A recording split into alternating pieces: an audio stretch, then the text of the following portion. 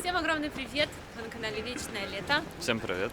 Мы находимся в Стамбуле. Сейчас мы направляемся в голубую мечеть Султан Ахмед. Она еще называется, точнее ее изначальное название Султан Ахмед, а туристы называют голубая мечеть. Мы все туда никак не попадем, поэтому идем сегодня. Я спросила вас, куда нам лучше сходить в Стамбуле, и многие порекомендовали это кафе Хатис Мустафа. Пишут, что там очень вкусные десерты. Я думаю, что можете сегодня или завтра, да, сходим. Я стараюсь не есть сладкое, но у меня плохо получается. Но я стараюсь, как могу. Но ради съемок пойду.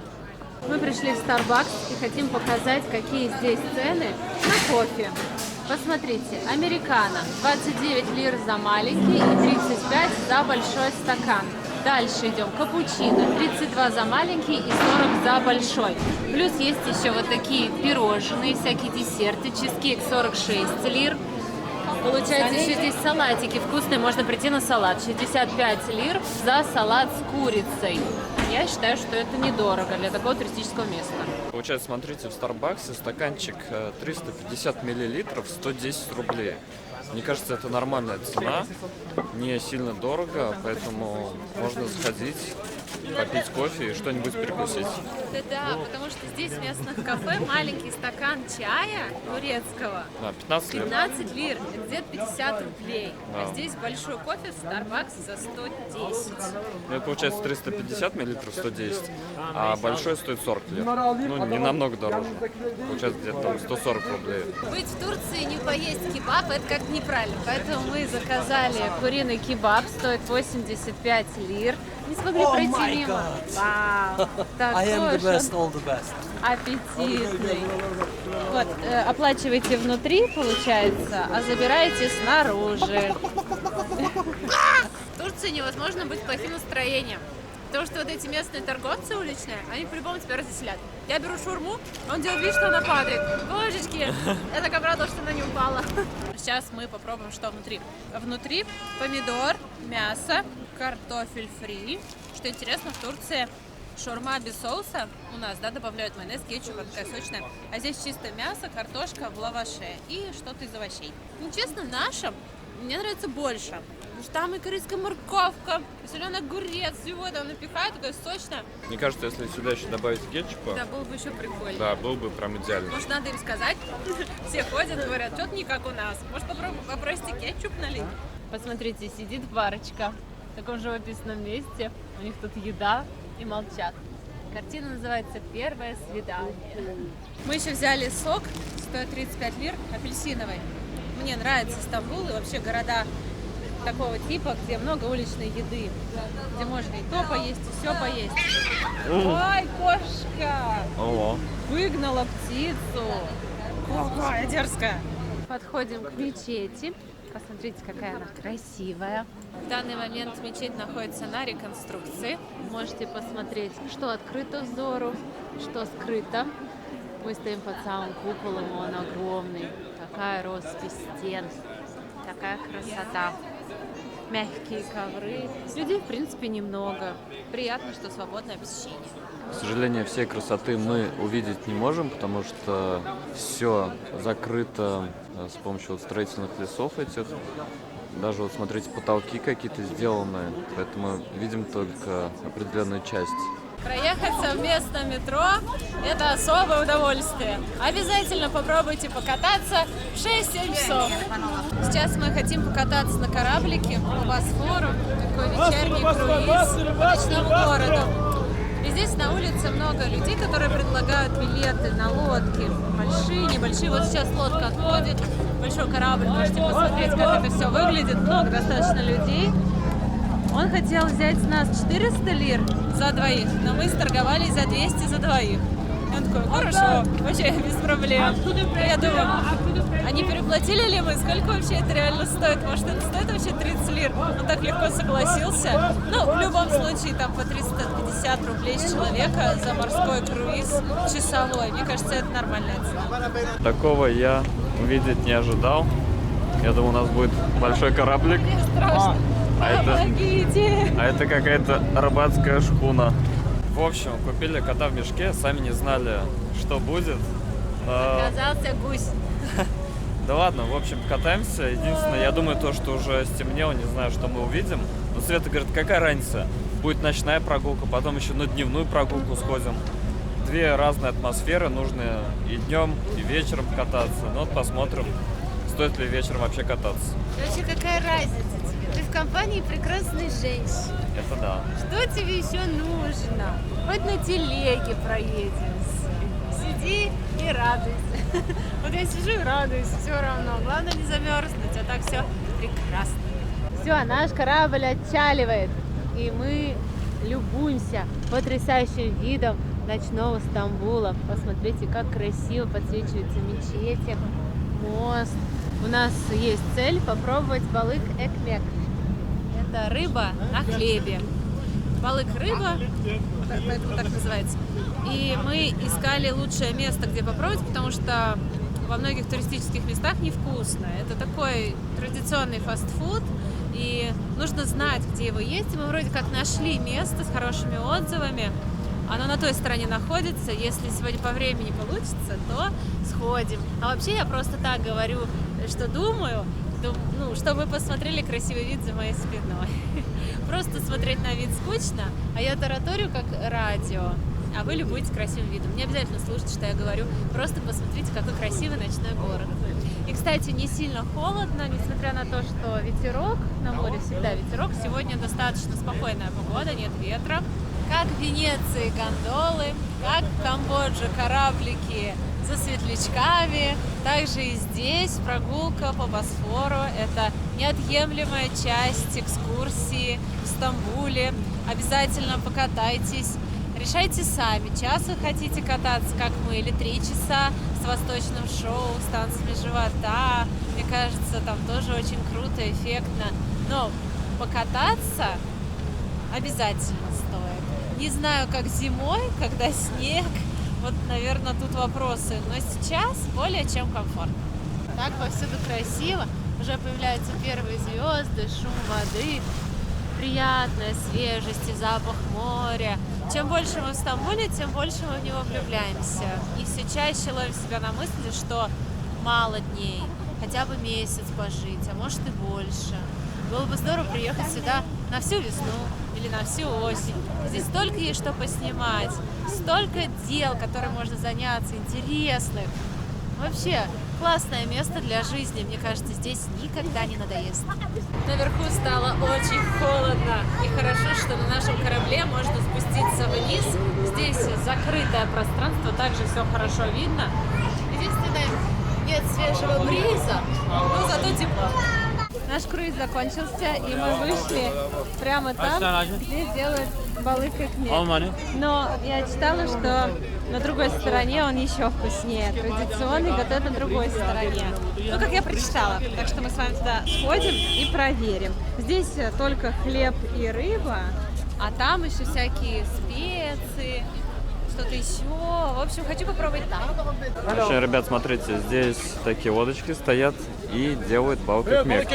Очень активно зазывают, чтобы мы купили балык экмек. Здесь, получается, прям сделали уже такое туристическое место. Давайте, вот я вижу, здесь народу не так много. Можно подойти, посмотреть, как они это все дело готовят здесь. Вон, смотрите, там большая плита, где жарится рыба. Мы пришли в ресторанчик в центре, неподалеку от нашего отеля. Посмотрите, какое здесь меню. Цены высоковатые, но в туристических местах это обычное дело. Но здесь, говорят, вкусно. Султан Пэлас называется ресторанчик. Здесь есть столы внутри, есть на улице. И здесь работают отопительные лампы. Вот здесь наверху, это очень удобно. Тепло, приятно сидеть даже на свежем воздухе. Супы 40 лир, 125, 75. Салаты 90, 130 за салат с тунцом. Ягненок, шашлык 245. Люля-кебаб 160 лир. Понимаете, да, какие цены? Сравните, какие в Алании, какие здесь в центре. Ну, куда деваться? Ну, вот хотя бы крылышки 135. Вот можно их взять, например, и еще можно взять рыбу. Вот мы взяли Рыбу дорадо 2 штуки. Будем ее есть. Цена нормальная, в принципе, для рыбы 190 лир. Будем ее есть всю ночь, весь вечер. Потому что на остальные блюда какие-то Вы посмотрите, цены... посмотрите. Пиде 185 лир и рыба 190. Пиде, это ж просто лепешка. Да, но отзывы у этого места просто супер, там 5 звезд. Все рекомендуют, говорят, мы только здесь ели, так вкусно. Я очень на это надеюсь. Попробовала рыбку. Зацените, какая подача на доске с овощами, да с лимончиком. Очень-очень вкусная, свежайшая, жирненькая. Все, как я люблю. Я предпочитаю заказывать закрытую рыбу. Она так кажется мне сочнее, чем когда ее всю раскрывают. Прям рыбу рекомендую. Начался концерт. К нам подошли музыканты, играют песню про партизанов. Партизано.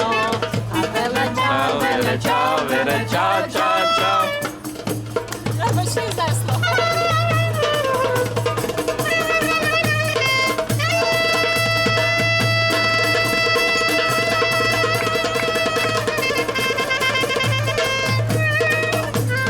Там это, вошел во вкус.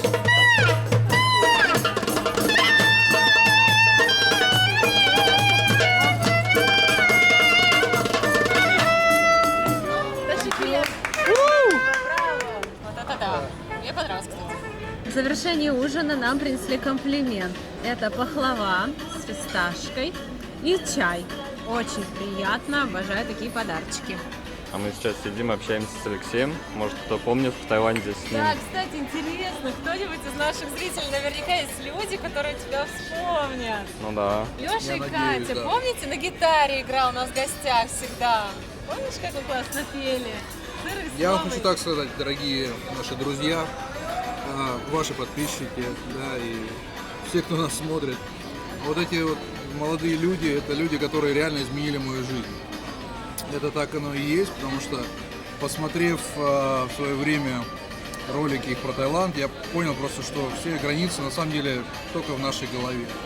И мы можем двигаться куда захотим, и пока у нас есть возможность, а возможность у нас есть, пока мы живы, надо двигаться, надо открывать новые страны, новых людей, общаться, заниматься совершенно разными делами можно, не надо ничего бояться.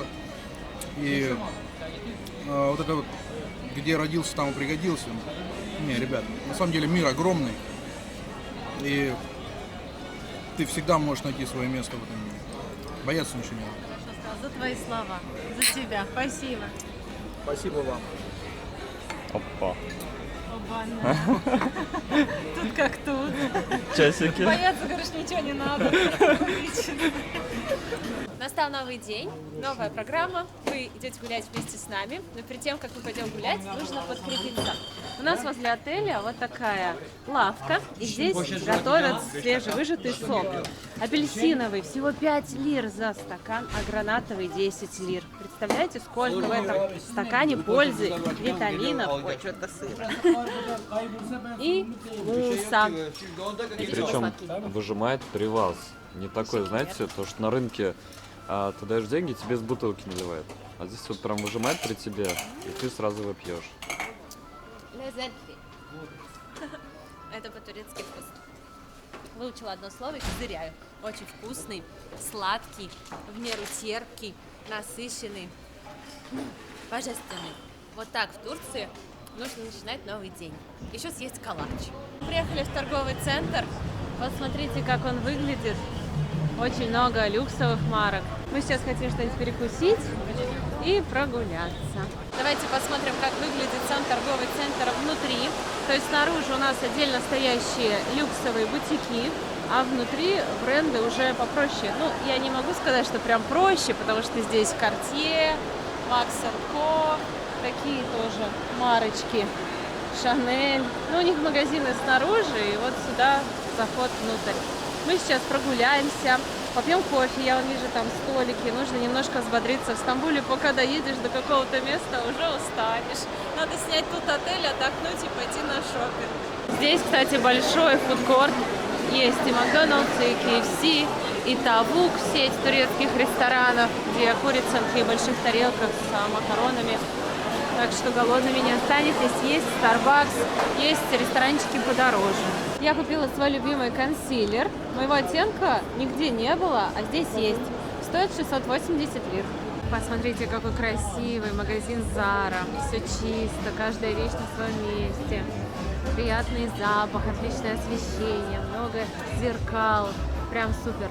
Zara Home просто невероятный выбор ароматов для дома. Мы так это все любим. Просто один лучше другого. Я аж прям потерялась. И соленая карамель есть аромат, и базилик. Нам они так все понравились. И жасмин. И цены, кстати, нормальные. Вот такой объем 300 лир получается за аромат. Вот так большой, давай посмотрим. Ну, 380. Но этого большого объема хватит на несколько месяцев. И дом будет круто пахнуть. Кто это пёса пришел в Zara Home? Привет! Я всегда очень люблю свечи необычной формы. И посмотрите, что придумали в Zara Home. Свечи-камни. Это воск, но сделано таким образом, как будто это камень морской. Круто, да? Он может и без подсвечника работать. Очень красиво. Представь, когда горит свеча, как подсвечивается весь камень. Очень красиво. Сколько стоит этот булыжник? Ого, 600 лир. Что, ребятки, есть уже новогоднее настроение? Хотя бы чуточку. Готовы к Новому году? Здесь в Zara Home уже есть отдел новогодних игрушек, аксессуаров, всяких штук для украшения дома. Мы зашли в магазин Bonnier. Это брендовый сток. Здесь он, кстати, очень красивый. Есть ароматы. Все ароматы Tom Ford есть в наличии. Здесь продается сумка по типу, как у меня, только в замше. И ремешок у нее другой. Стоит 2270 лир. Это вообще недорого. Тут вот 2960. Сейчас дополнительная скидка на нее. Очень удобная форма, кстати. Что касается ароматов Tom Ford. Вот, например, аромат табака ваниль. У меня такой. И здесь он стоит 3485 лир. Классно жить в Стамбуле. Все есть. И это все недорого. Дешевле, чем вот мы в Саратове покупали ароматы. У нас такой аромат стоил 26 тысяч рублей. Здесь 15. 15. Даже 12, 15. 15 самый дорогой. Вот как в Саратове такой аромат может стоить 26 тысяч рублей, а здесь 12. Такая большая разница на один и тот же товар. У нас в Саратове зарплата у людей 20 тысяч. Какой аромат за 26? Вы чего? Так, сейчас вообще ничего нет. Так что... Мы решили попить кофе в Starbucks. Здесь хорошие цены. И мы взяли 2 капучино. У меня средний, у Саши большой. Плюс я взяла фитнес-печенье. За здоровый образ жизни и все дела. Здесь орехи, сухофрукты какие-то. А Саши тирамису. Посмотрите, большой красивый десерт. Еще взяли водичку. И все это вышло на 150 лир. 150 лир. Давай, твое здоровье. Давай. Это где-то 500 рублей. Ну, чуть меньше. Да. Итак, сводки с полей. Обалденный торговый центр. Шикарный. На любой вкус и кошелек. От масс-маркета до тяжелого люкса, так сказать. Цены ниже, чем в Азии. На люксовые бренды. Во многие магазины очередь. Около часа стоять. Мы, если честно, начали стоять в Louis Vuitton, потом бросили это дело, думаем, ну нафиг, лучше на сайте все посмотрим, что нам нужно. Вот, не стали стоять. Зашли в Fendi, мне очень нравится одна сумка от Fendi, багет, но, к сожалению, ее здесь нет. Я ее ищу во многих странах, по многим городам, но, похоже, это уже старая модель, и ее нигде не найдешь, кроме как в винтажных магазинах. Я была бы очень рада, если бы нашла ее хотя бы в винтажном уже магазине. Мне все равно, потому что ее апгрейдили, и она выглядит уже не так, как мне нравится. И ее либо вот так носить в руке, либо на широком длинном поясе. А мне нравится именно когда вот на плечо закинул, что ты делаешь, и размер идеальный. Вот. Там есть такая только в золоте, такая прям золотая. Но мне куда мне в золоте ходить? Я подумала, на кой мне тратиться на сумку, когда здесь, на развале, можно купить какую хочешь. Смотрите, вот бежевая, похожа на Сен-Лоран. Это что? Похоже на Шанель. О, легкие такие вообще. Кайф. О, пустная сумка, кому нужна? Берем. Мы зашли в какой-то гастродвор. Это ресторанчик, и много-много чего можно взять с собой, всякие соленья, орешки, сладости, колбаса, ветчина, сыр. Это такой магазин-ресторан. Это что такое? Сушеные баклажаны. Их начиняют рисом, фаршем, варят, и получается очень вкусное турецкое блюдо. И сушеный перец. Здесь очередь за балык экмек, рыбки на хлебе. Жалко, что есть не хочется, а то бы тоже постояли и съели. Знаменитое место, куда тоже стоит зайти, прогуляться, сделать фотографию. Это так называемая улица зонтиков. Разноцветные зонтики висят над ресторанами. Прикольно, интересно, когда дождь, здесь, наверное, вообще нет дождя, да? Здесь, кстати, многие делают красивые фотографии, вот так тянутся к зонтикам. Улица называется Хока Ташин. Если будете в Стамбуле, то вот можете приехать сюда, сделать красивые фотографии. Время без 15:03, и я смотрю, во многих заведениях уже много людей, все пришли на обед, звон посуды, шумные разговоры, байки, отличная погода, и отовсюду запах еды. Вот он, Стамбул. Конечно, в таких туристических местах красивые кафе, но цены на еду достаточно высокие. Я сейчас посмотрел, блюдо выходит около $10. То есть 150, 180, 200, 250 лир. Вы только посмотрите, как красиво.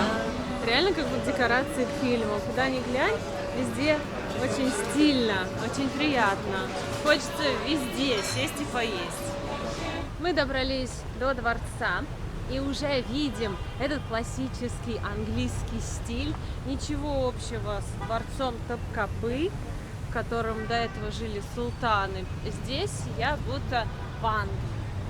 Смотрим на фасад здания. Это самый нетурецкий из монарших резиденций в Стамбуле.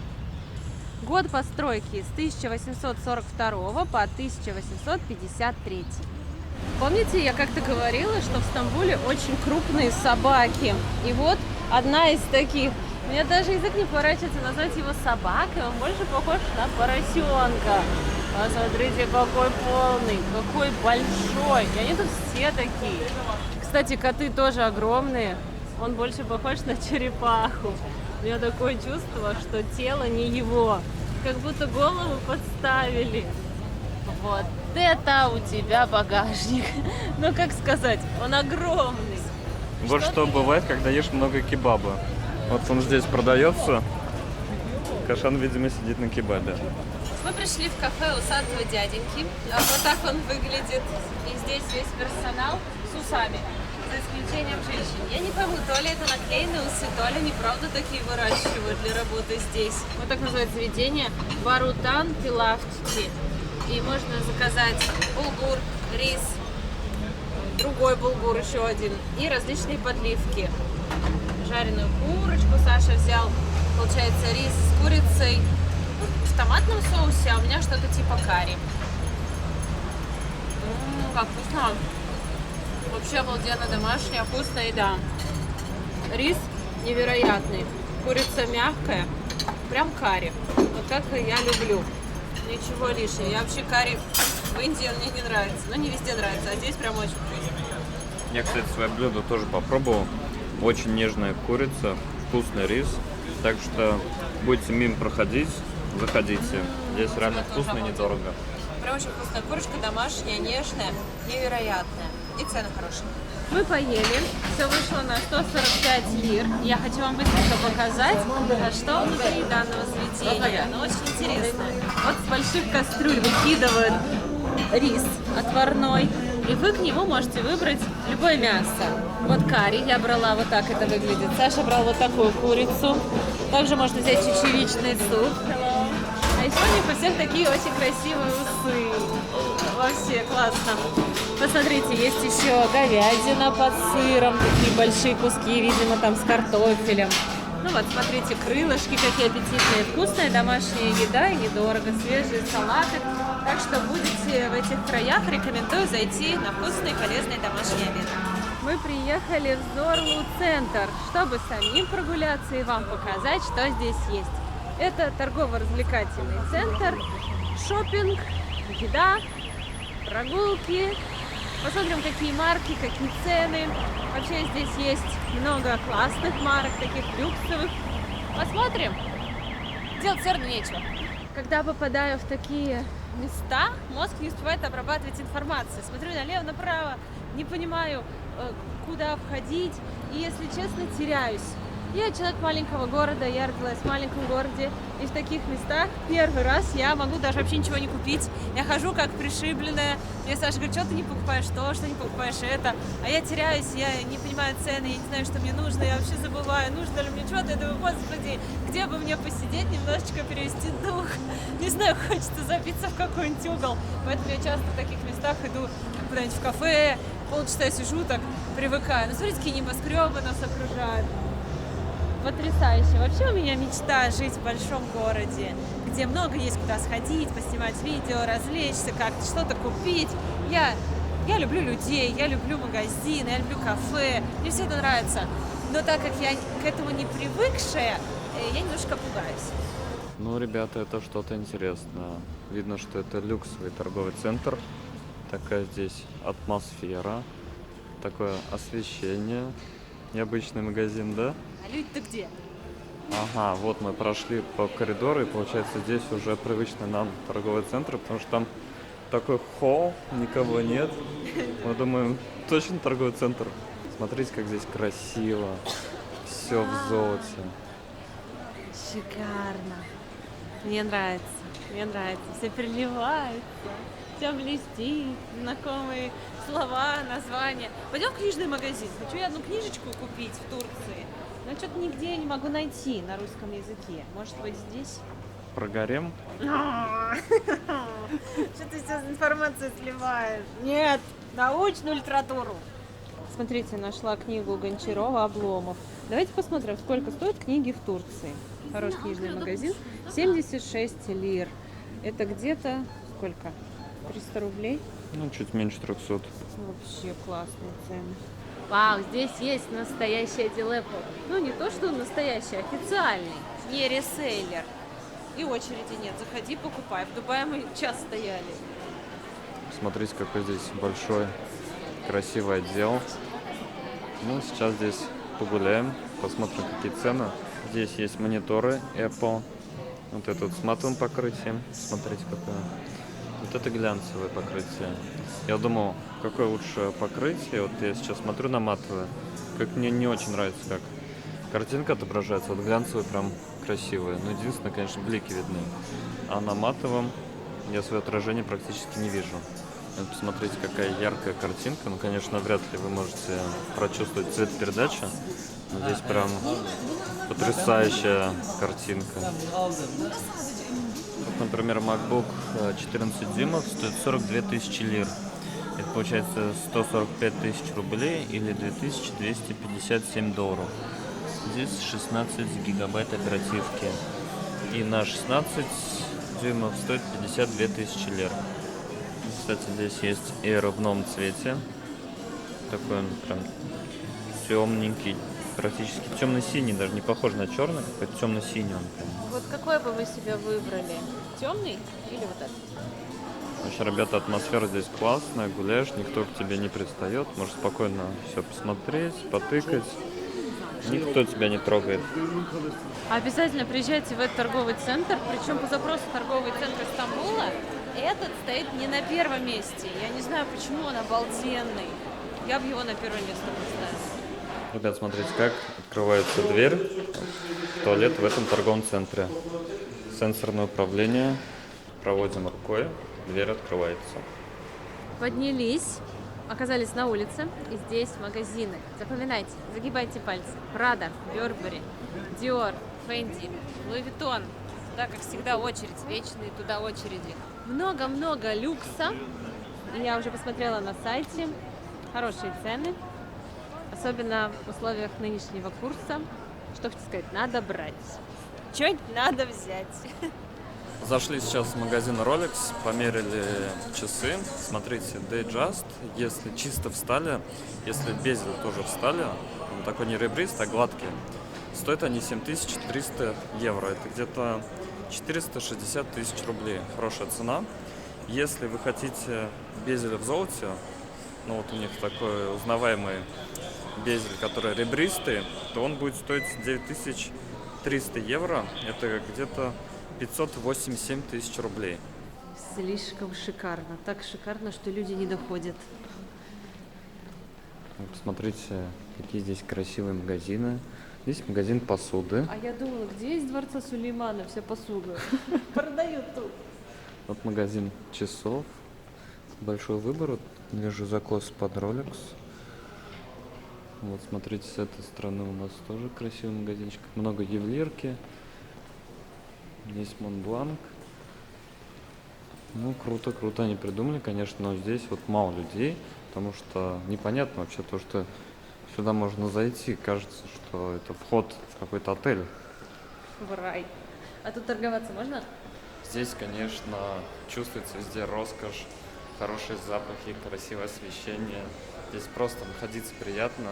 И вот посмотрите, в каких красивых кафе люди сидят, отдыхают, пьют винишко. Вот это, я понимаю, отдых и развлечения. В Турции создали просто такой райский уголочек, райский шопинг, не хуже, чем в Дубае, согласитесь.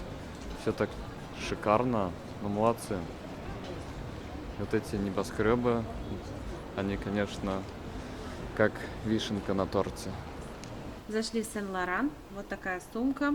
Хобо стоит 42 450 лир. В рублях это сейчас Александр вам скажет. 146 тысяч рублей или 2280 долларов. Ну, дороговато. Я вот смотрела на нее цены в Таиланде. Там получалось она 116 тысяч рублей. Продуктовые здесь тоже классные. Вот мы зашли в продуктовый посмотреть вообще, в каких условиях содержатся продукты. И на входе нас встречала такая осенняя выставка. Стол украшен вином, фруктами. Так все здорово. Так, продается нутелла, большая банка, 75 лир. Много всего. Посмотрите, как все красиво, аккуратненько разложено.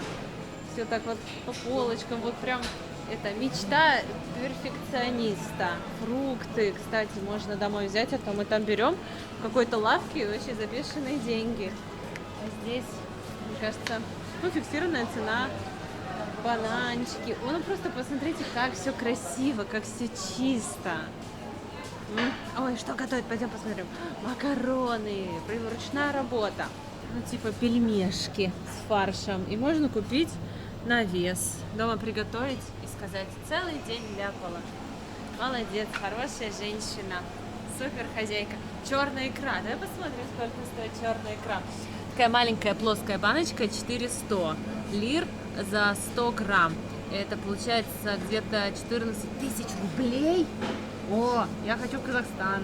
Я вспоминаю Казахстан. Ну да, 14 тысяч рублей за 100 грамм. Это дешево. Угу. И смотрите, 100 грамм красной икры 267 лир. А, нет, мы же брали полкило. Да.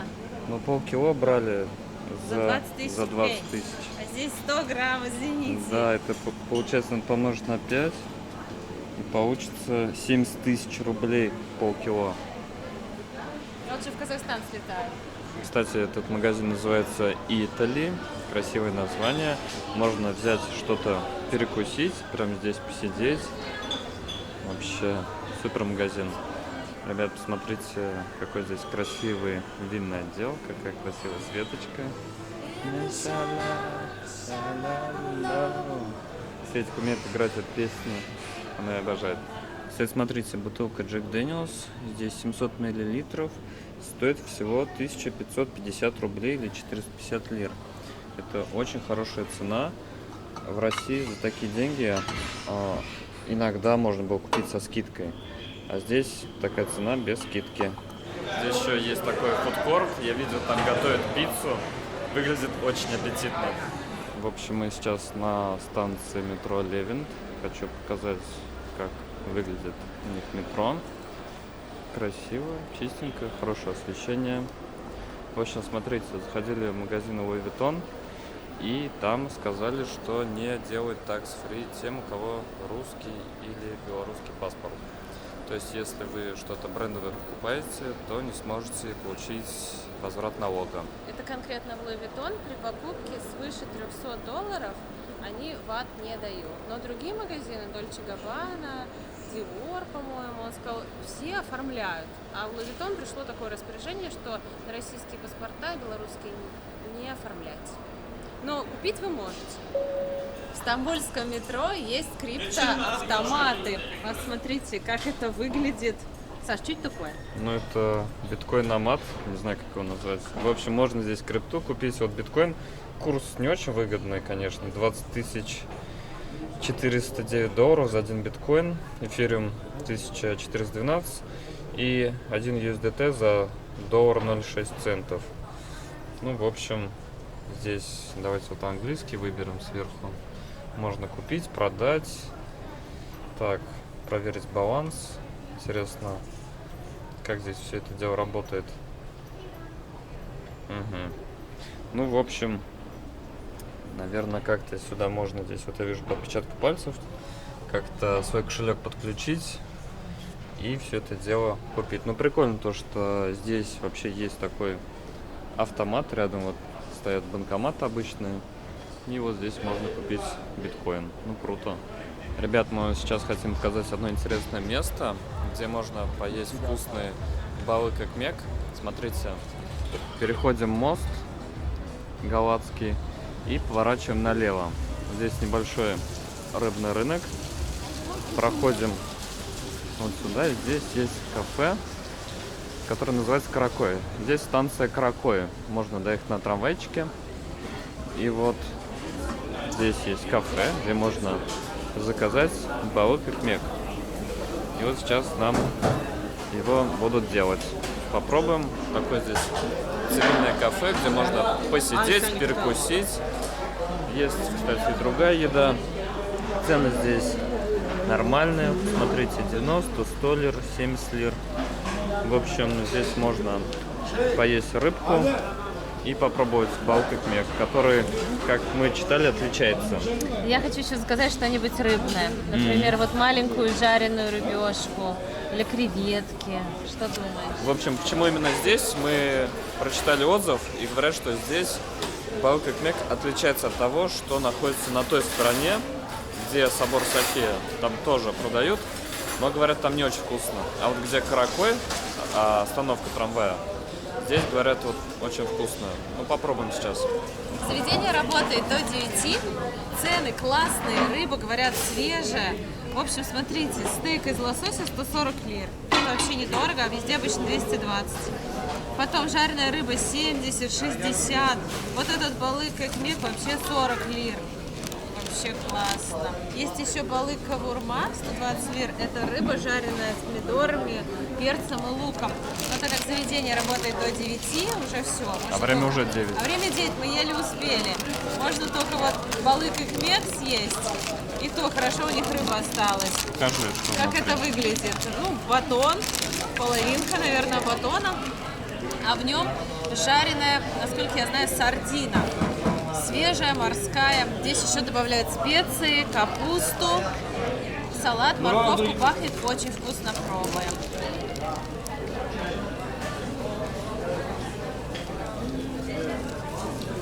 Это реально вкусно.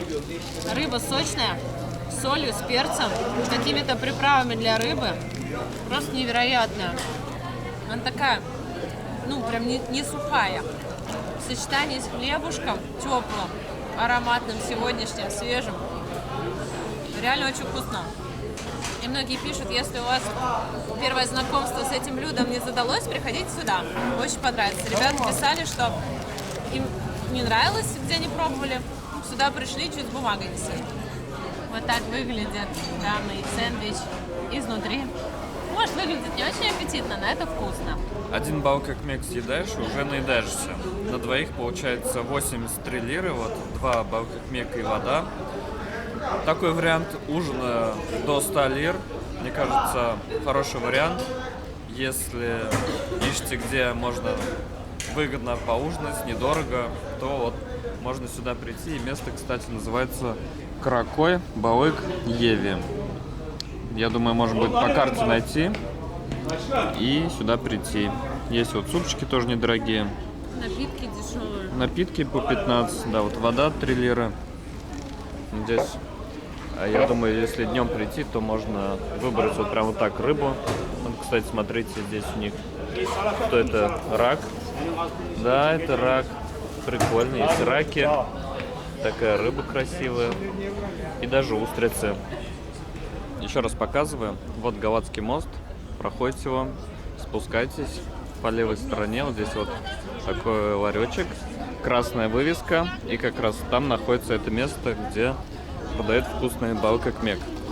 А мы сейчас хотим прогуляться по Галатскому мосту. Отсюда виднеется... Да, это мечеть красивая. Подсвечивается классно. Что интересно, вот на этом Галатском мосту, получается, сверху там трамвайчики ходят, машины ездят, а внизу сделали кафе. И это круто. Почему так везде не делают? Это же гениально. Использовать... По максимуму пространства моря. Использовать с пользой, хотел сказать, но это странно звучит. Кальяна можно покурить, выпить пиво. Да это прям под шум воды. На свежем воздухе. Классно. Да, это реально Живая музыка. гениально. Так надо делать везде. О, все, пошла жара. Хорошая атмосфера, громко музыка играет. Народ тусит. Прям зазывает, хочется присоединиться, посидеть, тут кальянчик покурить или просто что-то выпить. Ну классно, согласитесь. Это я понимаю отдых. Здесь можно прям много где посидеть, так что... Смотри, типа клюет. Смотрите, тут рыбачит. Давай дернем, типа клюет. Да, Человек обрадуется, да вот мясо... а мы деньги ему повесим, он достанет. Видишь, это все удочки. Да, вон уже потянули. Здесь дофига рыбаков. Ого. В Стамбуле как-то так получается, что всегда мало времени. Ты думаешь, вот завтра столько всего успею, такой день большой, туда-сюда, пока доехал, пару достопримечательностей и все, 9 часов, закрывается. Ну, рестики еще работают, но так достопримечательности уже закрыты. Не успеваешь пройти все, что запланировал. Посмотрите, сколько на мосту рыбаков. И я увидела там одного мужчину, достаточно много рыбы, похоже на скумбрию, что ли, какая-то вот такая вот небольшая. И кошка сидит и ждет добычу такая, а никто ничего не дает ей. В общем, прогулка по этому мосту — это отдельная история. Все рекомендуют здесь побывать, пройтись, особенно там, где всякие кафешки, посидеть, если вы такое любите. Ну или просто пройтись, полюбоваться городом, потому что отсюда действительно живописные виды открываются. Мост какой красивый, мы про него еще ничего не сказали, а он очень эффектный. Не, ну, ребята, рыбаков здесь реально очень много. Практически нет места, чтобы встать. Я очень удивлен. Мне кажется, бизнес, связанный с рыболовлей, здесь очень хорошо процветает. Но вот эти удочки, снастья всякие, крепления. Вот. Рыбаков здесь много, и, думаю, дело здесь идет. Да вообще во все времена эти места были богаты рыбой, и они были очень такими плодородными, очень жирными местами, в хорошем смысле. Здесь можно строить города, прокормить большое население. Поэтому за эти земли всегда велась борьба. Время 10 часов вечера, и что интересно, все закрыто, людей абсолютно нет. Вот посмотрите, пустые улицы. Ты ходишь по ним один и думаешь, а где все люди? Днем их столько много, сейчас никого. Кто это у нас здесь торчит в окне? Привет, дружище. Собачка. Здоровенько! Привет, пассажир! Ой, какой классный! Эй! Кстати, для меня было открытие. Я вот сейчас прочитал. Искандер кебаб. Искандер означает Александр по-турецки. А кебаб, я только думаю, кебаб Беляшов. И получается, это я. Искандер Кебаб, это по-турецки Александр Беляшов. Искандер Кебабович. Я, получается, Искандер Кебабович. Александр Кебабович Беляшов. Вот это совпадение. Когда до меня когда дошло, я думаю, точно. Вот это да. Так что если я буду менять фамилию, то я буду Искандер Кебабович. Как вам, нравится? Ставьте лайк, если нравится. Мы полюбили здесь пить свежевыжатые соки. И вот смотрите, есть такие лавки, и можно заказать микс. Мы взяли 2 микса. У Саши морковь, яблоко, апельсин. Получается 30 лир, достаточно большой стакан. А у меня апельсин, ананас. Без добавления сахара, воды. Все фрукты свежие. Очень вкусно. Рекомендую. Всем, друзья, добрый день, давно не виделись. Меня зовут Наталья, многие, наверное, уже знают и видели меня на канале у ребят. Они к нам приехали в гости, мы безумно этому рады. И сегодня вот хотим вас еще порадовать новыми красивыми объектами. Мы продолжаем рассказывать о том, как купить недвижимость в Турции, в городе Алания, как сюда переехать жить. И сегодня мы снимаем для вас выпуск про виллы. Хотим показать, какие в Турции продаются виллы на данный момент, сколько они стоят, как их купить. Наталья подобрала для нас несколько интересных вариантов. Наташа, куда мы приехали, все рассказывай. Свет, мы приехали сегодня с вами в район Карагаджак. Это новый проект вилл. По-своему он уникальный, о преимуществах его я вам расскажу. Как мы знаем, что Карагаджак это такой тихий, спокойный район для релакс, отдыха, для жизни. С чистым воздухом. С чистым воздухом, да. Окружен лесами, банановыми плантациями, садами с тропическими фруктами, там, апельсиновыми рощами. Также Карагаджак у нас славится своими шикарными пляжами с пологим хорошим входом. Вы уже не первый раз у нас в Карагаджаке останавливаетесь. Подтверждаю, Я думаю, хороший. вы успели оценить качество пляжей. И я вам сегодня хочу показать новый проект вилл. Официальное открытие было летом этого года. Особенность его заключается в том, что в основном все виллы строят такими маленькими, небольшими, приватными, да, 3, 4, 5, может быть, там 10 штук. И, как правило, допустим, в вилле может быть что? Отдельный свой бассейн и сауна, да, сделана. А здесь такой вот эксклюзивный, наверное, вариант, на мой взгляд. Виллы новые, хорошей планировки, с хорошей площадью и с хорошей своей зеленой территорией. Здесь также построено отдельное здание, именно общая инфраструктура, как в комплексе, да?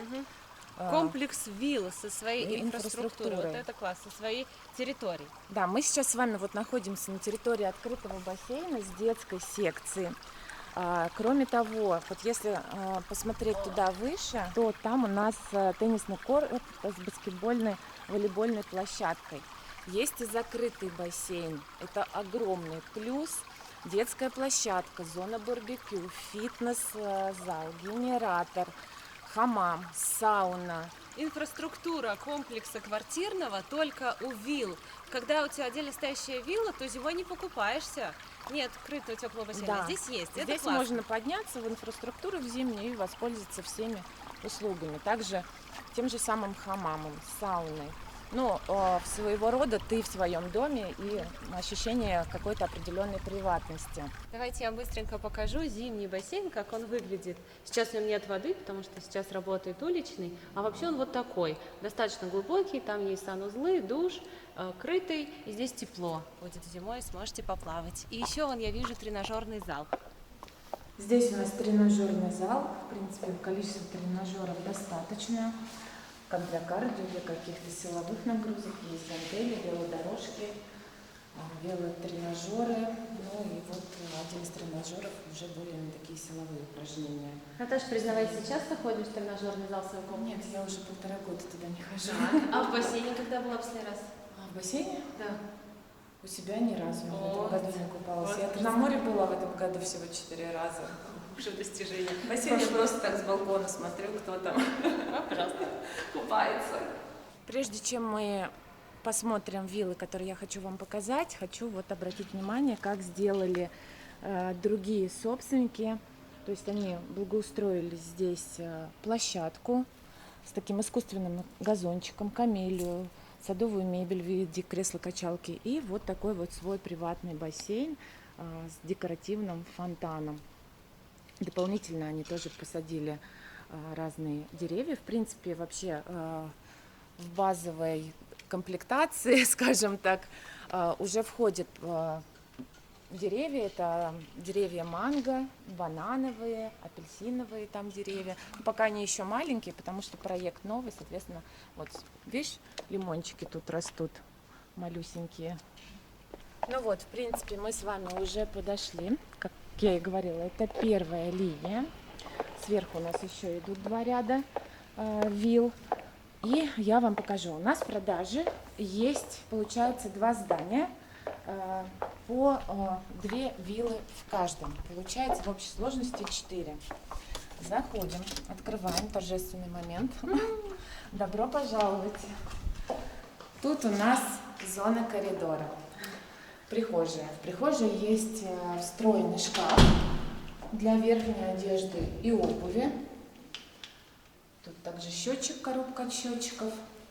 Под лестницей можно данное пространство задекорировать, установить здесь шкаф, и будет дополнительное место как система хранения. На первом этаже у нас расположена гостиная, совмещенная с кухней и спальня. Ну, ее, как правило, обычно используют как комнату для гостей. Семья вся наверху, а гости, получается, у нас внизу. С правой стороны от меня гостевой санузел с раковиной, унитазом и душевой кабинкой. Вся сантехника, она установлена. То есть вилла полностью в чистовой отделке. И здесь у нас просторная гостиная с кухонной зоной. Хочу обратить внимание, что кухонная зона у нас отделена от зоны отдыха. Тоже удобно. Кухня угловая, большая рабочая поверхность, много шкафчиков, соответственно, туда очень много всего можно разместить. В гостиной у нас 2 панорамных окна в пол и вот выход на такую терраску. Соответственно, на террасе тоже можно установить стол, обеденную группу. И получается, вот эта вся территория относится к этой вилле. Ну, вот небольшая еще там живая изгородь, которая разделяет эти виллы. Тут, соответственно, технически есть возможность сделать бассейн.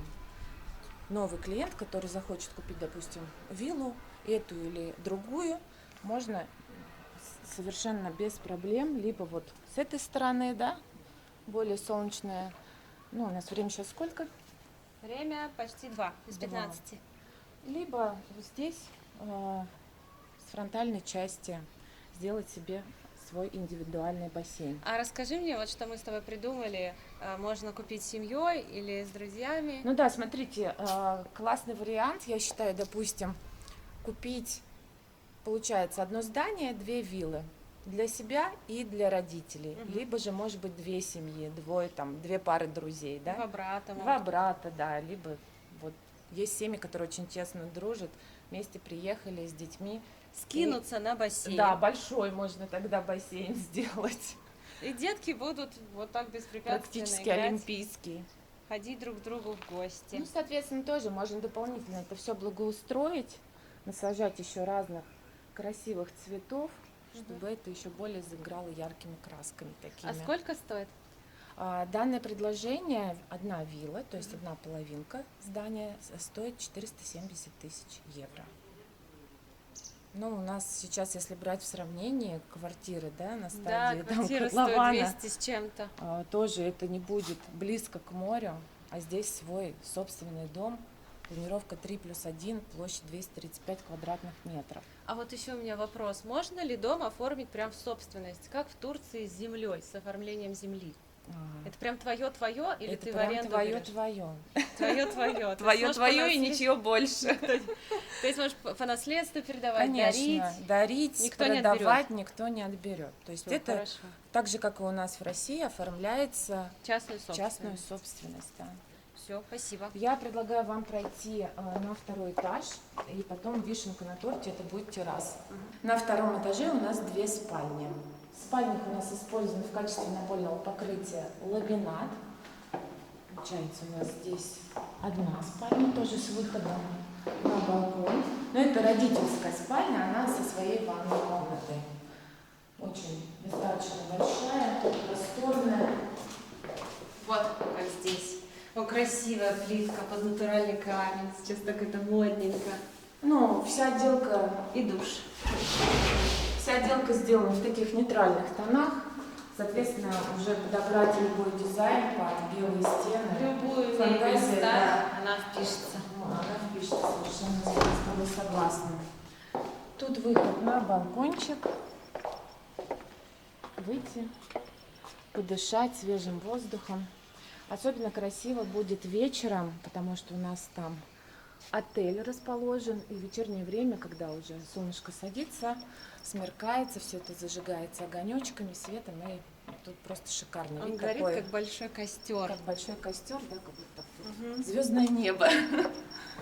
И еще одна спальня. Это детская. Вот это детская. Да, это детская. Большая, красивая. Два окна, одно панорамное, одно поменьше. И также есть выход на один общий балкон, который также идет у нас с родительской спальни. И кроме того, еще одна ванная комната, полностью также оборудованная. Есть окно, которое можно поставить на режим проветривания. Ну и теперь поднимаемся на третий этаж. То есть про ту вишенку на торте, которую я вам говорила. Это третий этаж, у нас терраса. Здесь в зоне коридора установлен кухонный гарнитур.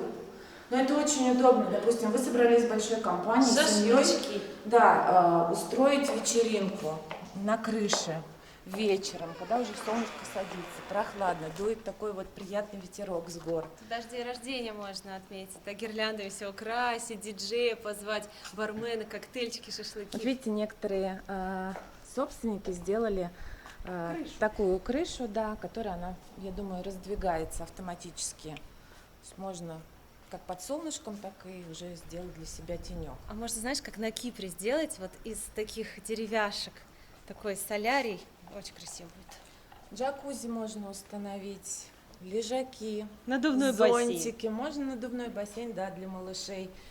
Поставить тут зону мангальную сделать, да, барбекю. Да тут такое можно вот. поставить двухъярусные кровати и сдавать койко-место, и зарабатывать. У тебя еще пансионат на крыше. Ну, полет фантазии тут может полностью разыграться. Я тут сразу сделаю 9 one bedroom, и все мне денежки. Ну и шикарные, конечно, виды на горы. Тихо, спокойно, шума лишнего нет. Получается, что шум и суета городского ритма жизни, она уже остается за пределами данного проекта. Вот наши зрители чаще всего покупают квартиры или виллы? Квартиры, наверное. Ну да, больше всего, конечно, покупают квартиры, потому что виллы это такой особенный товар, конечно. Виллы стоят дороже, чем квартиры. Но есть квартиры, которые стоят дороже, чем Это виллы. да. Ну как шикарно звучит, у меня вилла на Средиземном море. И все родственники тебя сразу любят, все хотят с тобой Виллы дружить. очень любят те, кто привык, допустим, в России жить в своих домах. Да, и в Есть квартире такие им люди. тяжело Говорят, ужиться. вот не загонишь меня в муравейник, не пойду. А ни за тут что. у тебя свой собственный дом, у тебя есть отдельная инфраструктура, как в комплексе. Живи, не хочу, радуйся, наслаждайся жизнью. А вот сейчас поток русскоговорящих клиентов, я знаю, большой. Скажи, пожалуйста, вот какие основные критерии у людей? Вот ценовой диапазон и какие требования? По районам, вот есть какое-то общее или все разное выбирают? Каждый клиент по-своему индивидуальный, у каждого Это да. свой запрос. Конечно, все хотят купить подешевле И и пошикарнее. получше, и Это пошикарнее, да. Но меня давайте здесь будем 1000. реалистами, смотреть на вещи реально. Если ты хочешь хорошее, ликвидное, то это, соответственно, будет стоить денег. А вот я еще хотела обсудить такой момент. Вот мы купили квартиру в Кестеле, и вот еще одни люди купили в Кестеле, они нам писали, вы типа вот, а мы взяли еще дешевле. А я хотела рассказать кое-что. Это вот у нас в России цена зависит от района. Если в центре, то они вот примерно одной цены квартиры. Если там за городом, спальный район, они будут дешевле. Здесь нет. Здесь цена комплекса зависит от его инфраструктуры, от его шикарности, так сказать. Ну, Чем нас- шикарнее, тем дороже. Ну, понятно, потому что это определенный бюджет еще в инфраструктуру уже закладывается, скажем. А на ценообразование много факторов влияет. Мне кажется, мы уже с вами на видео об этом тоже проговаривали как-то. Расположение, какой проект, какой его уровень.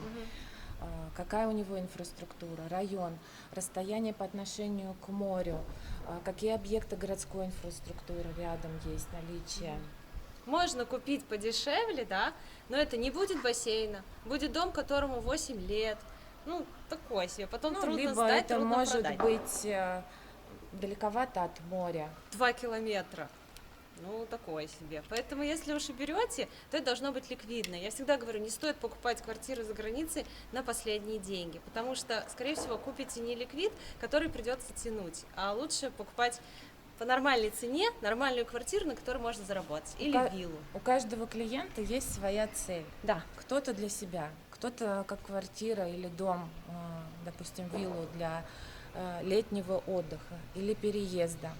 Кто-то хочет заработать, сдать в аренду. А кого больше? Или вложиться, сейчас договорю, вложиться в стройку, да, потом перепродать, на Так. этом заработать.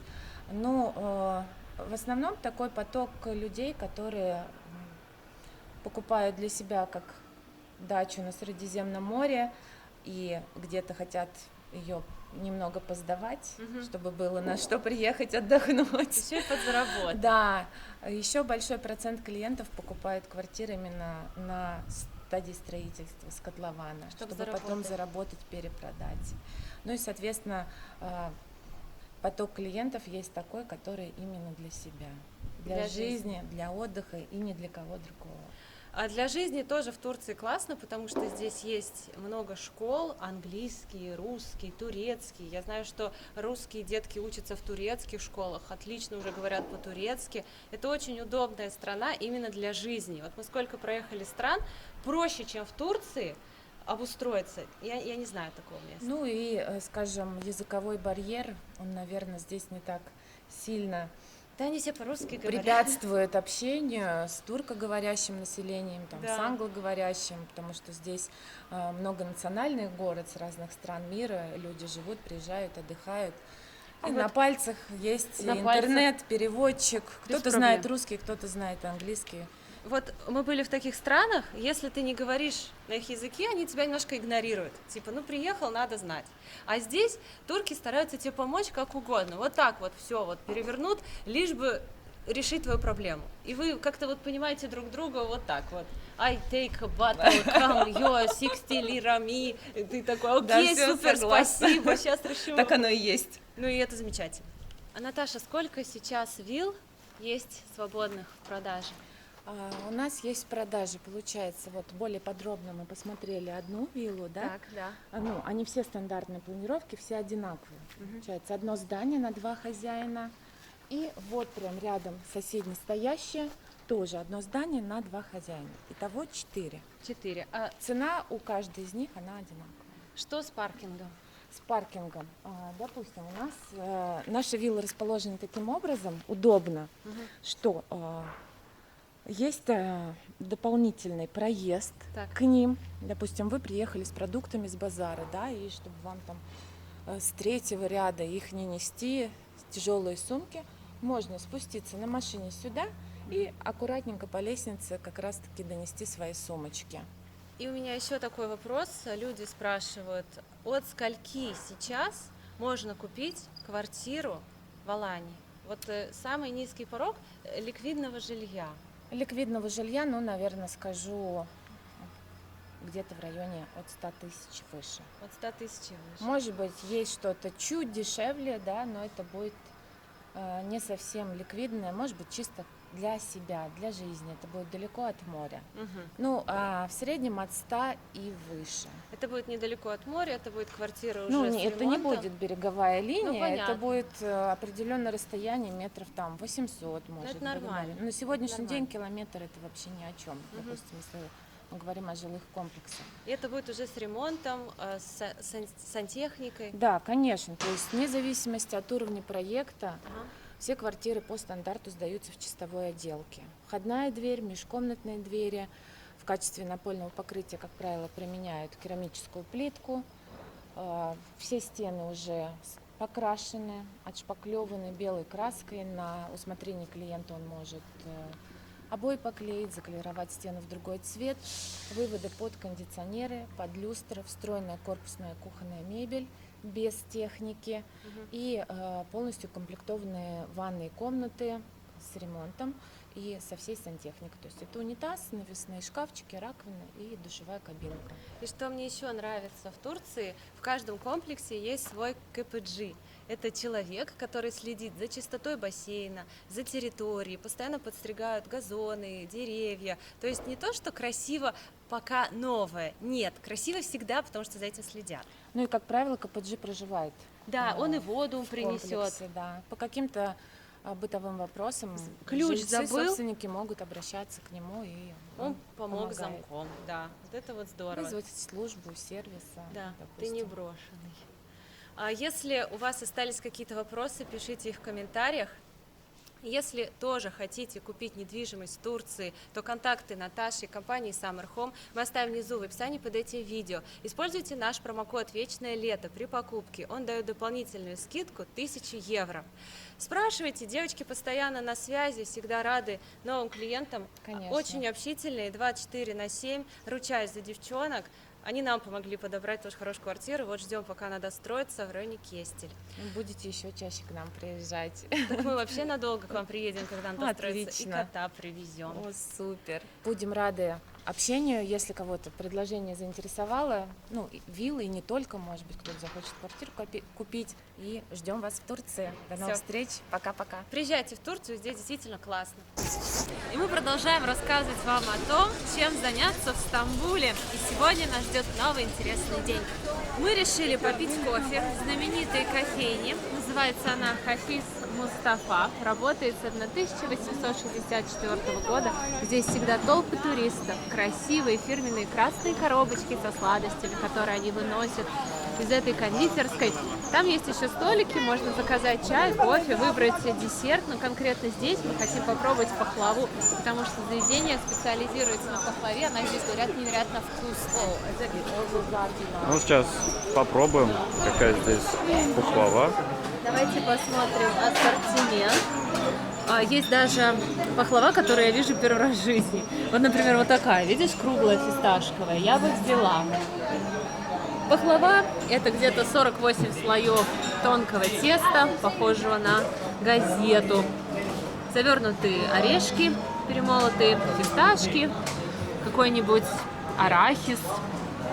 И все это залито медом. Очень красиво выглядит.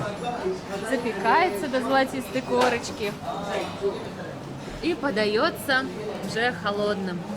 Здесь у нас луку. Луку в Турции тоже очень вкусный. 425 лир за килограмм. Но мы вам показали место, где можно купить такой же луку за 300. В общем, здесь цены не низкие, место туристическое, такое достаточно пафосное.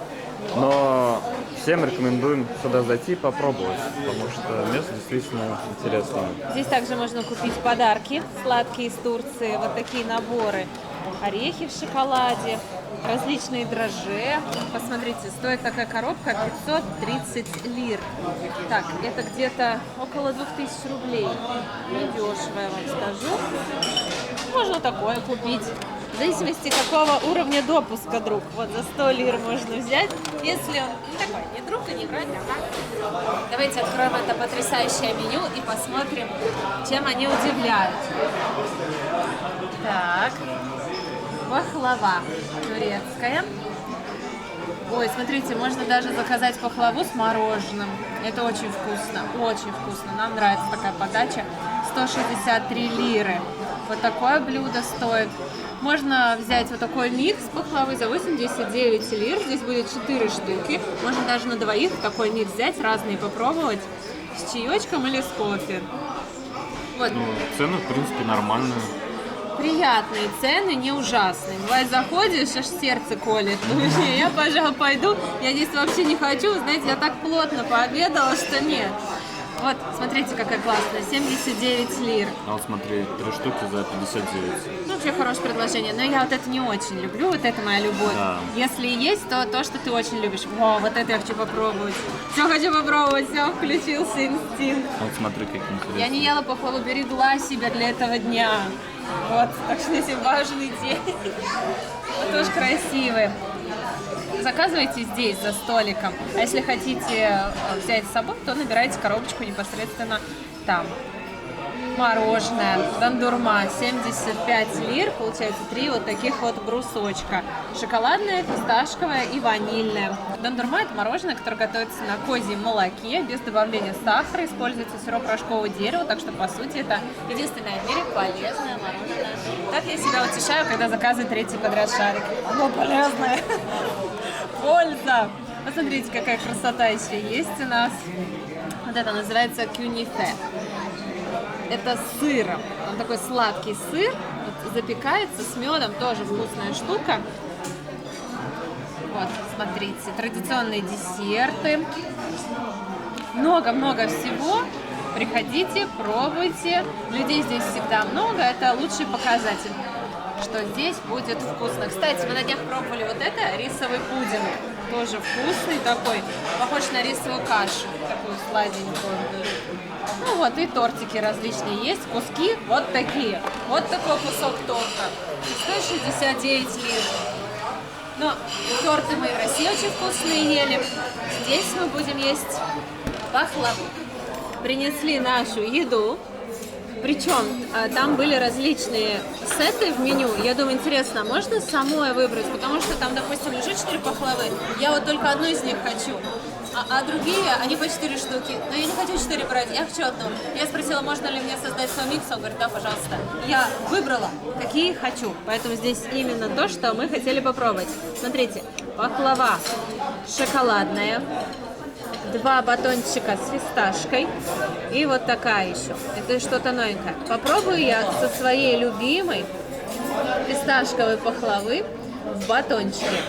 Только говорит честно, вкуснее, чем в Ханже. Хорошо.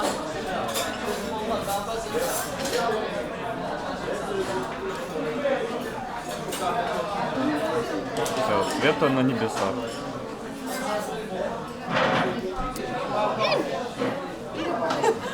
Что это? Это радость. Не сильно сладкая. Насыщенный кремовый вкус фисташки. Немного меда. Слои теста вообще не ощущается. Такой тянучий консистенция. И фисташковый, кремовый, насыщенный вкус. Просто потрясающий. Но, по-моему, так же, как в Ханже. Ну, Мне кажется, вкуснее не сделаешь. Вкуснее уже некуда. Это вот потолок. Это образец, эталон. Я, честно, я уже не помню, какая там, потому что мне очень нравится. И это мне очень нравится, поэтому сложно. В общем, одинаково вкусно. Невероятно вкусно. И знаете, с какой пахлавы начать? Начните с фисташек. Потому что многие пробуют пахлаву из супермаркета, говорят, а мне не понравилось. Конечно, не нравится, она дубовая. А вот это, ну и цена. Минус. Так, я хочу еще попробовать шоколадную, ладно? Эту Саша выбрал. Он говорит, ой, я шоколаду никогда не пробовал, давай попробуем. Она, кстати, шоколадная с фисташкой. Но я думаю, что здесь ничего такого, просто в тесто добавлено какао. Не думаю, что здесь будет какой-то шоколадный вкус.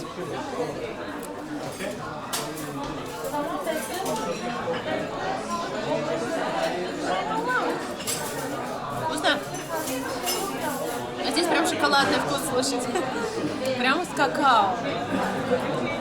Оно добавляет какого-то такого вкуса кисленького от какао. Мне нравится. Потрясающе вкусное. Вообще не хуже. Очень-очень вкусное. Трудно описать.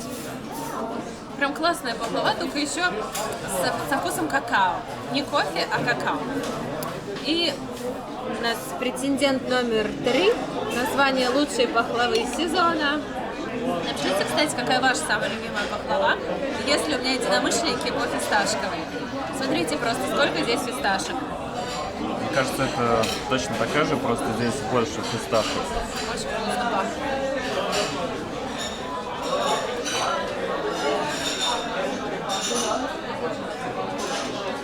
А вот здесь потерялся смысл пахлавы. Я как будто просто ем фисташки.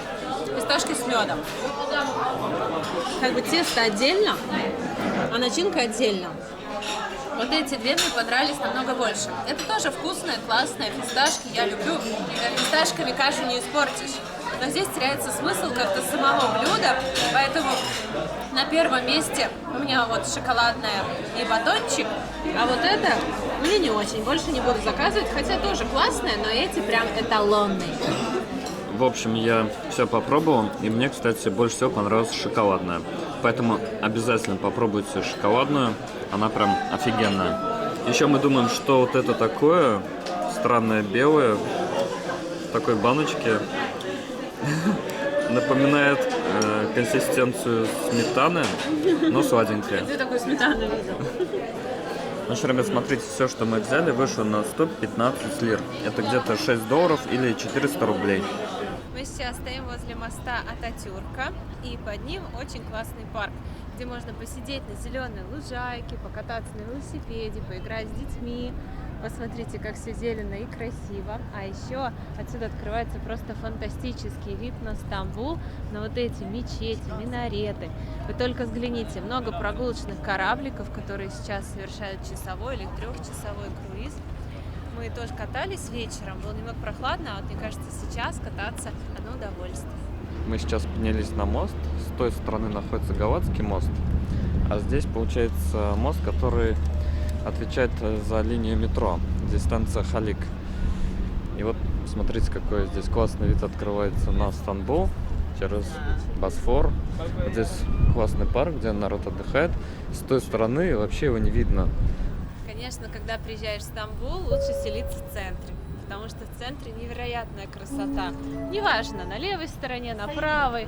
Главное вот в центре, чтобы выйти и пешком добраться до главных достопримечательностей. Ну, виды потрясающие, завораживающие. При условии, что сейчас как бы вот в России уже очень холодно, толком не погуляешь, а здесь накинул какую-нибудь кофточку, кардиганчик, кожаную куртку и гуляет до глубокой ночи. Причем температура вечером и днем она не сильно отличается, примерно одинаковая. Мы в Стамбуле, в городе торговли. И так, кстати, здесь было всегда. Поэтому ехать без подарков мы не можем. Решили сделать себе подарочки, все-таки впереди Новый год. Ну и мы любим что-нибудь покупать эдакое в разных странах, чтобы эта вещь была из новой страны. Часы из одной страны, колечко с другой. И сейчас мы пришли в магазин Шанель, чтобы выбрать подарочек какой-нибудь, возможно, если что-то понравится мне из Стамбула. Но у меня уже есть наметки, фотографии в альбоме, что я хочу посмотреть. Если мне это понравится, то, может быть, куплю. К сожалению, в магазине нельзя снимать. Посмотрели очки. Я хотела вообще очки. У меня было 3 пары на выбор. Я вам сейчас, хотите, покажу, какие мне нравятся очень. Нашла на сайте Шанель, и ни одних здесь не было. Ни одной модели. А у меня их несколько штук. Смотрите, очень нравятся вот эти. Прям, мне кажется, они идеальные. Нет. Вот эти. Нет. Вот эти были только в коричневом цвете. По сути, тоже нет. И вот эти тоже нет. Ну, самые лучшие разобрали. Может, их и не было здесь, не знаю. Может, это новая коллекция или еще что-то. Посмотрим в Таиланде, может, там мне улыбнется удача. Надеюсь, что Саша себе что-нибудь купит, потому что он никогда себе ничего не покупает. А я его подталкиваю, что он купил себе подарок классный. Потому что у него был день рождения, и я ему ничего не подарила, потому что в Саратове не было того, чем бы я хотела его порадовать, да? А здесь есть. И я хочу это ему подарить, но он сопротивляется. Ну ничего, я его уломаю. Мы стоим в очереди, как всегда. Мне кажется, мы последние 2 месяца вечно в очередях каких-то стоим. Я уже привыкла. Надо книжку с собой брать. И стул раскладной. А мы стоим в очереди в Луи Виттон. Хотим посмотреть кое-что. Я хочу, чтобы Саша кое-что посмотрел. Есть тут одна вещь. Но я боюсь говорить, сейчас опять скажу, и там нет наличия. В итоге ничего не купим. Так что пока ничего не скажу. Если купим, покажу. В общем, ребят, смотрите, такие кроссовки меряю. Клевые, но, к сожалению, 42 размера нет. У меня 42, а здесь вот только 41. В общем, ребята, кроссовки супер, но, к сожалению, нет 42 размера. Стоят они, кстати, $1150 здесь. К сожалению, не было Сашиного размера. Они нам так понравились. Мне кажется, это прям, Саш, твоя модель. Да, обалденно. Они так на тебе играют, они такие интересные, но не вычурные. Они легкие, как ты хотел, удобные. Да. Я всегда Саше предлагаю какую-нибудь обувь. Он говорит, как я в них буду 20 тысяч шагов делать. Я же travel-блогер. Я говорю, ну вообще да, тяжеловато. Вот нам Balenciaga некоторые нравятся, но они прям тяжелые. Да, эти легкие. Ты прям ходишь, как в обычных кроссовках. И они очень удобные. Вот сейчас смотрите, цена 21 400 лир здесь. Это, как я сказал, 1150 долларов. Ну, примерно столько же в евро и 74 тысячи рублей. Это недорого, потому что в России они стоят намного дороже, по-моему, на 50 тысяч рублей дороже. Да, вы представляете, какая разница? Они там уже за сотню, 120 120 что ли. стоят. Вот. Но они прям невероятные, и я очень рада, что ты их нашел. Хоть мы их и не купили, мы их обязательно купим, я надеюсь, в Таиланде, там где-нибудь в других Да, азиатских найдем. странах найдем, потому что прям они нереальные. Я очень хочу, чтобы они у тебя были. Они везде, ты прям засиял, мой бриллиант. Спасибо. Все-таки, что мужикам надо? Часы и обувь. Сумки вы не носите, носите только рюкзак. Там кольца ты не носишь, серьги ты не носишь. Что еще вам нужно? Вот обувь прикольную и рюкзачок можно. Я часы. думаю, найдем еще. Да, к сожалению, уезжаем из Стамбула без подарков. Ну почему без подарков? Мы вчера килограмм лукума купили. Напишите в комментариях, как вам эти кроссовки понравились. Да, только честно. Сегодня в Турции праздник. Представление проходит прямо в торговом центре.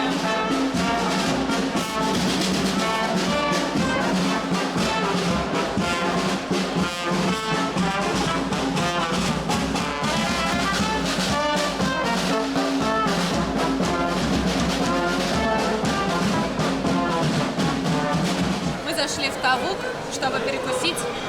Посмотрите, полная посадка. Мы еду ждали, наверное, минут 30, может и больше. Хотя обычно приносят за 5 минут.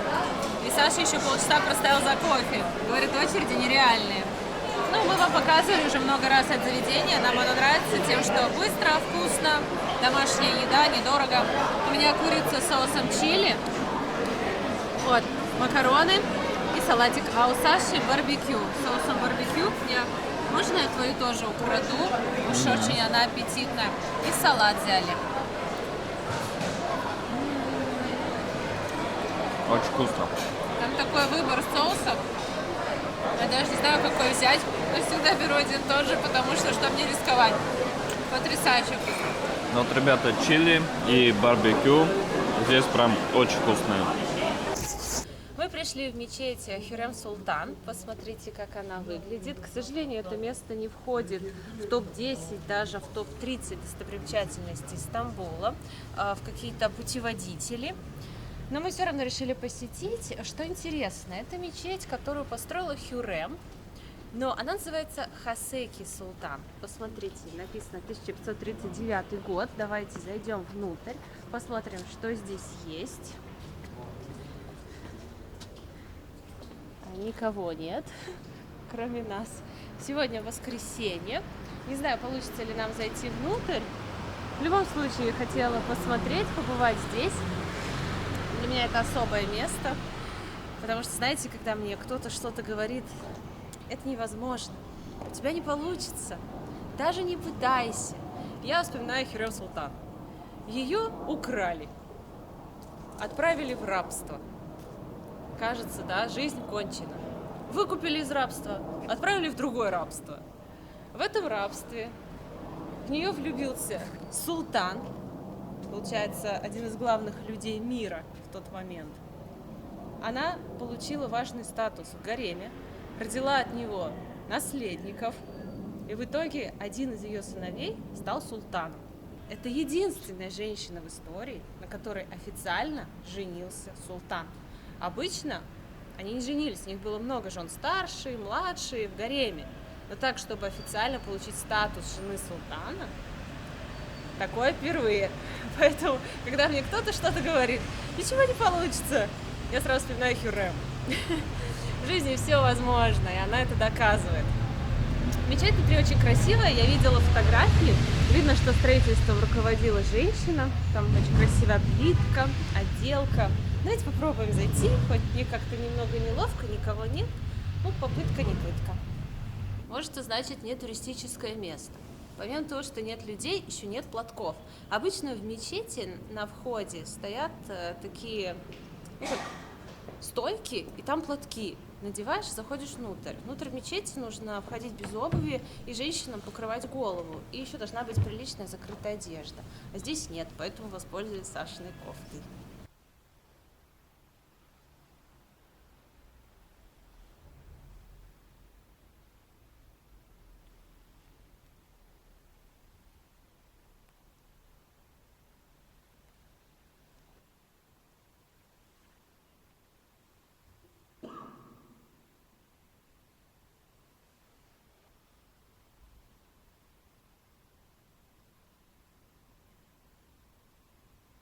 Внутри мечети нет плиточек, которыми украшены предыдущие мечети, в которых мы были, но очень красивая роспись на стенах. Прям такие узоры, все так ровненько, аккуратненько, потрясающие витражи, высокий потолок, купол расписной, очень мягкий ковер, такая спокойная атмосфера, приятная, чистая. Мне кажется, в таком шумном городе хорошо, что много мечетей, куда можно зайти, отдохнуть, как-то перевести дух, ну и посмотреть. Место действительно интересное. И что еще хочу сказать? Это единственная в мире мечеть, построенная в честь женщины, в честь Хюррем Султан. К сожалению, Валиде Султан Хюррем стать не удалось, потому что когда ее сын стал султаном, она, к сожалению, в тот момент уже умерла. Слева от мечети находится мавзолей, где похоронена сама Хюррем и Сулейман. Султан и Хюррем захоронены в таком, ну, можно сказать, простом мавзолее, да, здесь ничего такого помпезного, хотя он властелин мира, обладающий всеми богатствами мира, мог построить себе такой огромный дворец, но нет, он предпочел скромность, и это вызывает уважение. Мы сейчас идем в следующее место, на холм Пьеро-Лотти. Оттуда открывается красивый вид на Золотой Рог. И там еще есть кафе, где можно посидеть, выпить чай, кофе и полюбоваться классным видом. Мы еще хотели съездить на Принцевы острова, но боюсь, что в эту поездку уже не получится по времени. Оставим, наверное, на следующий раз. Если вы были, напишите в комментариях, понравилось вам или нет, и как туда лучше ехать, на день или с ночевкой, снимать там отель, и что там вообще посмотреть. Вы только посмотрите, какая тачка крутая. Это выставили ее возле кафе, чтобы посетители, прохожие могли фотографироваться. Ну и тем самым, наверное, реклама кафе. Вау! Хотела бы на такой гонять? Я бы да. Она закидывается, крыша?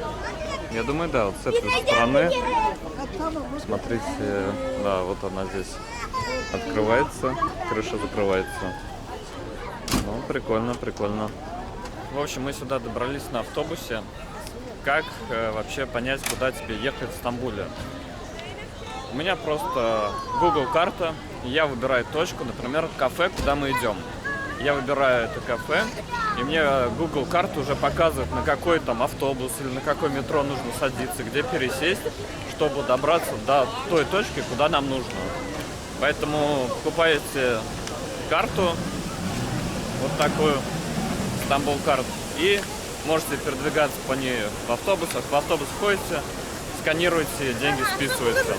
В метро, в трамваях очень удобно. По всему городу можно передвигаться недорого. Ребят, посмотрите, как здесь интересно. Вся площадь выложена плиткой. Я думаю, это мрамор. Так интересно, так красиво. Вот эти флаги красные, белая плитка. Вот здесь прям чувствуешь, что ты находишься в Турции, в Стамбуле. Какая красивая мечеть.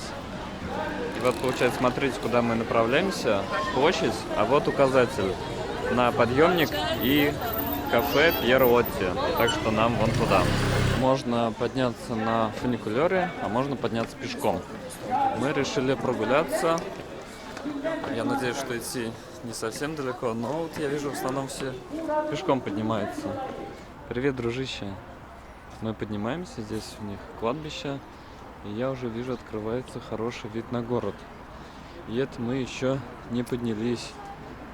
Вот какой вид на Золотой Рог. Интересно то, что у них сделали кладбище прямо на горе. И вот могилы туда все выше и выше поднимаются. Здесь уже открывается красивый вид. Я вижу, кстати, работают фуникулеры. Можно было и на них подняться, но мы решили прогуляться, посмотреть, что здесь в окрестностях. Классный вид открывается. Я думаю, сейчас выше поднимемся, там будет вид еще лучше. Вот получается, здесь у нас смотровая. Сюда поднимается фуникулер. Вот лифт, чтобы спуститься к фуникулеру. И открывается обалденный вид на Стамбул, на Золотой Рог. Вот, посмотрите. Стамбул с этого ракурса. Обязательно нужно сюда приехать, чтобы полюбоваться этим видом. Вдалеке виднеются небоскребы. Классная погода сегодня, как раз для такой прогулки. Вот, получается, смотрите, вы поднялись на фуникулере и сразу кафе. Но в кафе народа дофига. И, скорее всего, места мы не найдем. Если честно, думал, что здесь не будет столько людей. Но в основном здесь местные. Туристов немного. Вот местные любят это место. Ну еще посмотрите, какой вид. Можно подняться еще выше. И здесь продаются различные сувениры, шарфы, жареный картофель с спиралькой, гранатики. Здесь, в общем, получается такой базарчик. Можно перекусить. Если вдруг не будет места в кафе, вы всегда можете прийти сюда и поесть чипсики. Если честно, очень хотела попить здесь чай с какой-нибудь вкусняшкой, но столов нет, а ждать очень долго. Плюс те, кто пришли, сели, им до сих пор не принесли еду. Мне кажется, из наплыва людей очень долго готовят. А мы еще хотели погулять, поэтому на 2 часа здесь зависать неохота. К сожалению, не получится. А так, культовое место. Прийти сюда попить чай обязательно нужно. Сделайте это за нас, потому что у нас не вышло. Так, ребята, ориентируемся на местности. Называется, как это, внеклассный урок. С высоты птичьего полета мы наблюдаем Золотой Рог. Вообще, когда я только приехала в Стамбул, я не понимала, где тут Золотой Рог, где Босфор, где Мраморное море, где Черное море. Ты находишься как муравьишка в центре огромного муравейника и понять не имеешь, что тебя окружает с какой-то стороны. Но пожив здесь, слава богу, я разобралась. Мы живем в отеле со стороны Мраморного моря. На другой стороне Стамбула Черное море. Вот это Золотой Рог. Рог, потому что он напоминает форму рога, буйвола или коровы. Посмотрите, он вот такой вот прям изогнутый, один в один. А золотой, потому что эти места всегда славились своей торговлей. Здесь проходили торговые пути. Ну, а везде, где хорошо идет торговля, много денег и, соответственно, много золота. Поэтому Золотой Рог. А вот там дальше, вот видите, рог, мост. А за мостом у нас широкий и большой пролив Босфор. Тоже на него отсюда открывается невероятный вид. Вообще стоит здесь побывать, особенно в хорошую погоду. Лучше приходить пораньше, чтобы занять столик и выпить чай или кофе с таким потрясающим видом. Когда я искала интересные места в Стамбуле, в статье никого не было, пустые столы. Я думаю, о, классное туристическое место, придем, Саша, чай попьем, тишина, спокойствие. Но когда подошли к холму, я увидела толпу людей, уже что-то ёкнуло в сердце. Подозрения, сомнения какие-то зародились, что мест не будет. Так оно и вышло. Ну да ладно. Может, если прийти пораньше, то можно. Ну, в другой раз. Смотрите, еще хочу рассказать немного про Стамбул. Вот это у нас старый город. В Стамбуле несколько центров, поэтому, когда ты говоришь, я живу в центре, вообще непонятно, где ты живешь. Вот это старый город. Причем у него тоже несколько таких центров. Есть левый берег, правый, так сказать, Европа и Азия. Где лучше жить, не знаю, решайте сами. Мне везде интересно. Вот открывается красивый вид на Галатскую башню. Вон она вдалеке, маленькая такая, вот она, видите? Мы на нее тоже поднимались. Ой, слушай, сделай так, чтобы картинка совпадала, да? Вот так я вот держите, там башенка. Люблю такие фотографии. Все над ними смеются, я так люблю. Брат, не получится. Вот, смотрите, вот она такая. А, ты же не видишь, что снимаешь? Он вообще не видит, что снимать. Так что, надеюсь, все получится. Небоскребы какие красивые. Там у нас так называемый бизнес-центр. Посмотрите. Что еще? В старом городе очень много различных отелей с потрясающим видом. Когда будете бронировать отель, на свою поездку в Стамбуле, обратите внимание, чтобы рестик у него был на крыше. Тогда каждое утро вы будете просыпаться с невероятным видом под крик чаек. Они, кстати, иногда так смешно орут. Вот так. Я думаю, что происходит? Но это здорово. Мне нравится здесь жить, мне нравится эта погода. Вот. Полюбуйтесь еще раз красивым видом, потому что, как я уже говорила, я тут просто фоном, а основное у нас это красоты различных интересных мест. 6000 лет назад реки слились и образовали Золотой Рог. Раньше здесь просто были реки, потом они слились и появился рог. Вот как появляются рога. И никак иначе. Мы дико захотели есть и пришли в Мадо. А если вам надоест кебаб, люля, что маловероятно, но такое тоже может быть, и вы не захотите турецкую еду, вы можете поесть европейскую еду в кафе Мадо. Цены нормальные, это сеть. Мы заказали вот такие блюда. У меня курица карри. У Саши получается курица с какими-то овощами, картофелем фри и шпинатом. Еще я взяла рис и 2 чая. Вообще я заказывала картофель, но там на картинке такой отварной. Но принесли почему-то картофель фри. Ладно, не будем разбираться. Еще принесли хлеба. Здесь такой вкусный хлеб. В Турции вообще обалденный хлеб. Горячий, всегда свежий.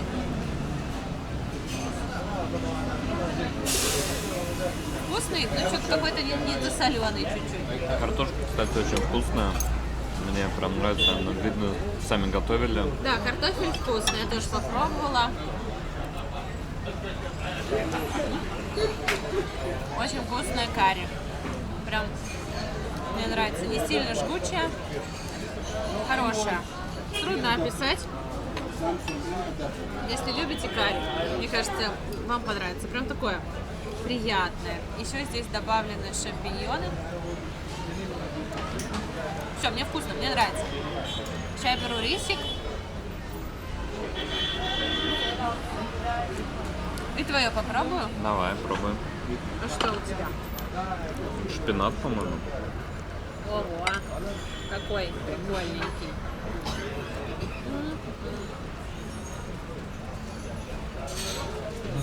Странное блюдо. Какое-то безвкусное. Какие-то водоросли как будто ты ешь. Главное, курочку попробуй, скажи. Соус макни. Да, сейчас. Некоторые пишут в комментариях, что я ем как мужик. Большие порции, как можно столько есть. А что, я буду заказывать порцию, скажу, мне принесите половина? Нет. Я заказываю, мне приносят.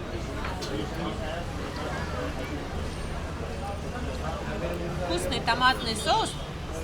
Кстати, острый.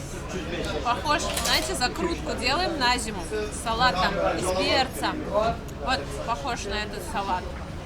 Мне больше нравится карри. Ну, вообще, честно, да, я люблю поесть. Но двойную порцию не заказываю. Приносят как все. Также в Мадо невероятные десерты и мороженое.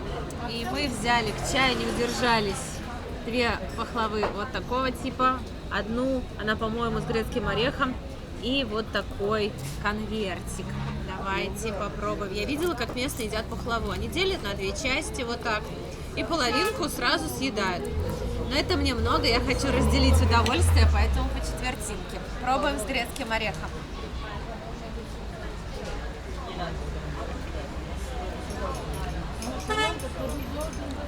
Вкусная, не сильно сладкая, много орехов.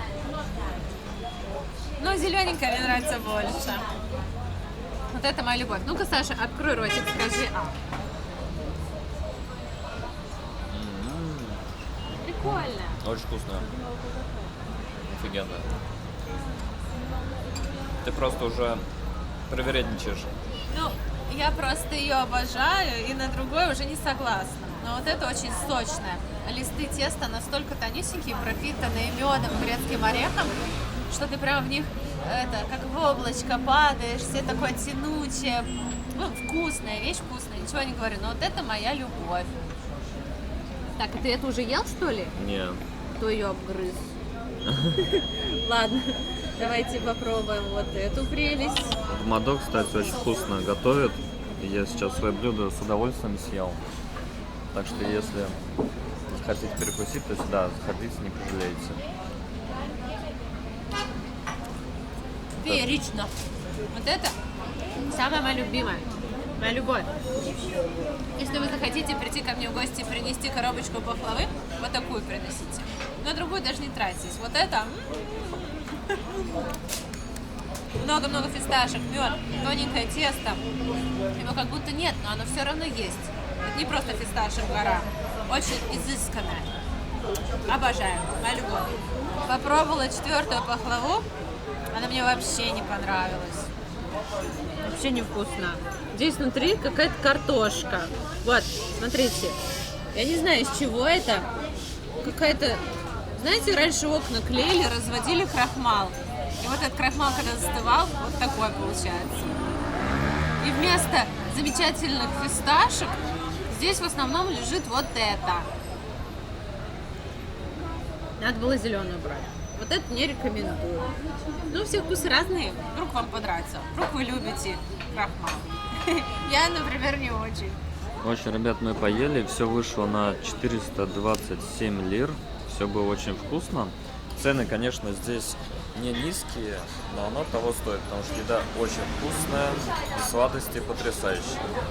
Мы сели в метро, и вот хотим показать, какие здесь красивые чистые вагончики.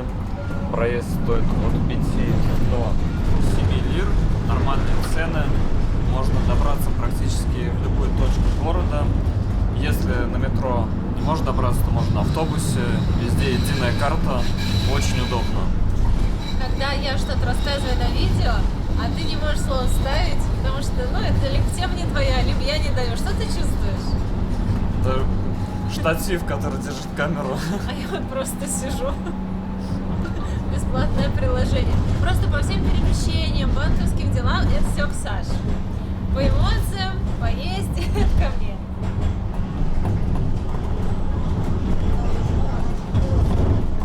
В общем, ребят, мы сегодня хотим кататься на таком кораблике. Стоит 60 лир, 1,5 часа.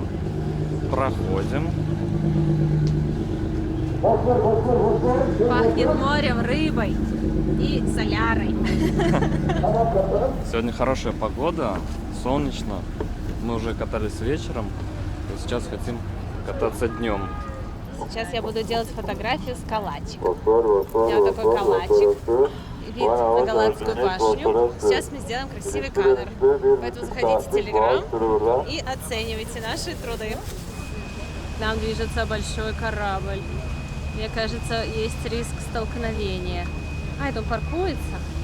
Вот с этого ракурса, действительно, с воды, на мой взгляд, открываются самые потрясающие виды, чтобы понять старый Стамбул, старый город. Обязательно стоит взять такую прогулку. Здесь прям вся атмосфера Стамбула. Нет толп туристов, как бы ты видишь только море, красивые виды, чай, кораблики. Просто потрясающе.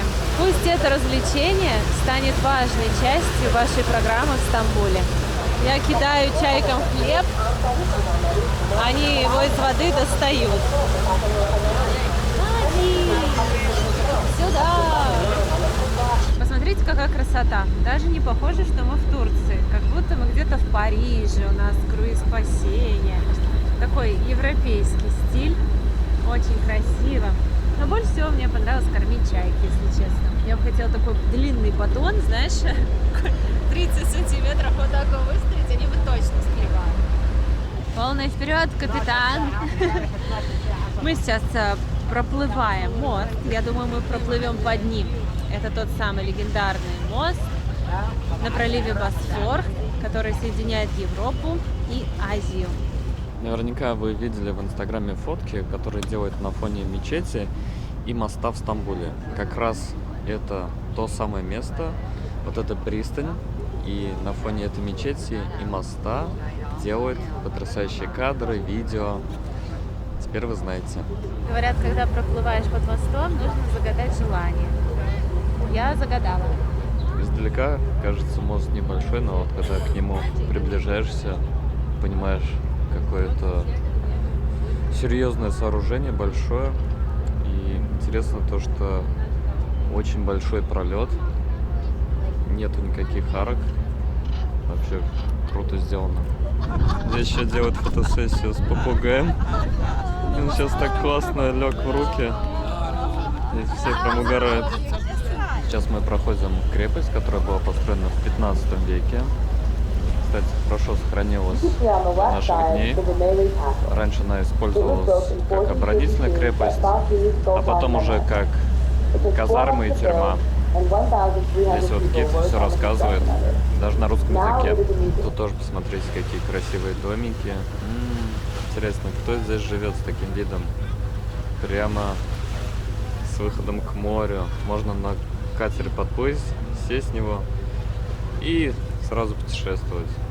Можно еще спуститься вниз, если наверху ветер или прохладно. Можно посидеть за таким столиком, взять что-нибудь перекусить. Там продаются всякие вредности. И здесь, кстати, тоже хороший вид. Ну все, ребят, наша прогулка окончена. Катают очень долго. Я даже удивлен, думал, что будет быстрее. Мы сейчас идем по египетскому базару и решили купить масло черного тмина. Вот такая маленькая бутылочка стоит 50 лир. Мы ее взяли, потому что знаем, что это очень полезное масло. Будем с утра по ложечке пить. Тоже, если будете в Стамбуле, здесь прям при вас его выжимают. Там у них такой станок стоит, выжимают. И продают недорого, потому что в России, я знаю, такое масло черного тмина стоит очень дорого, а это очень полезное масло.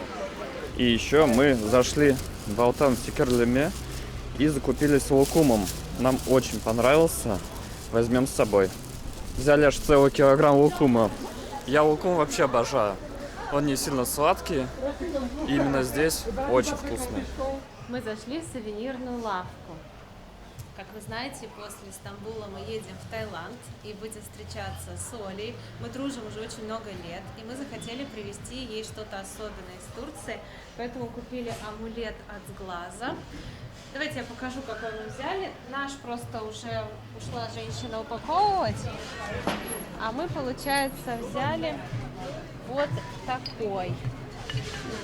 Мне кажется, очень эффектный. Такой яркий, необычный, красивый, большой, мощный. Потому что у нее фирма тоже хорошо развивается. Уже офис в Паттайе, на Пхукете. Чтобы никто ее не сглазил. Решили привезти такой подарочек. У нас дома, кстати, тоже такой есть.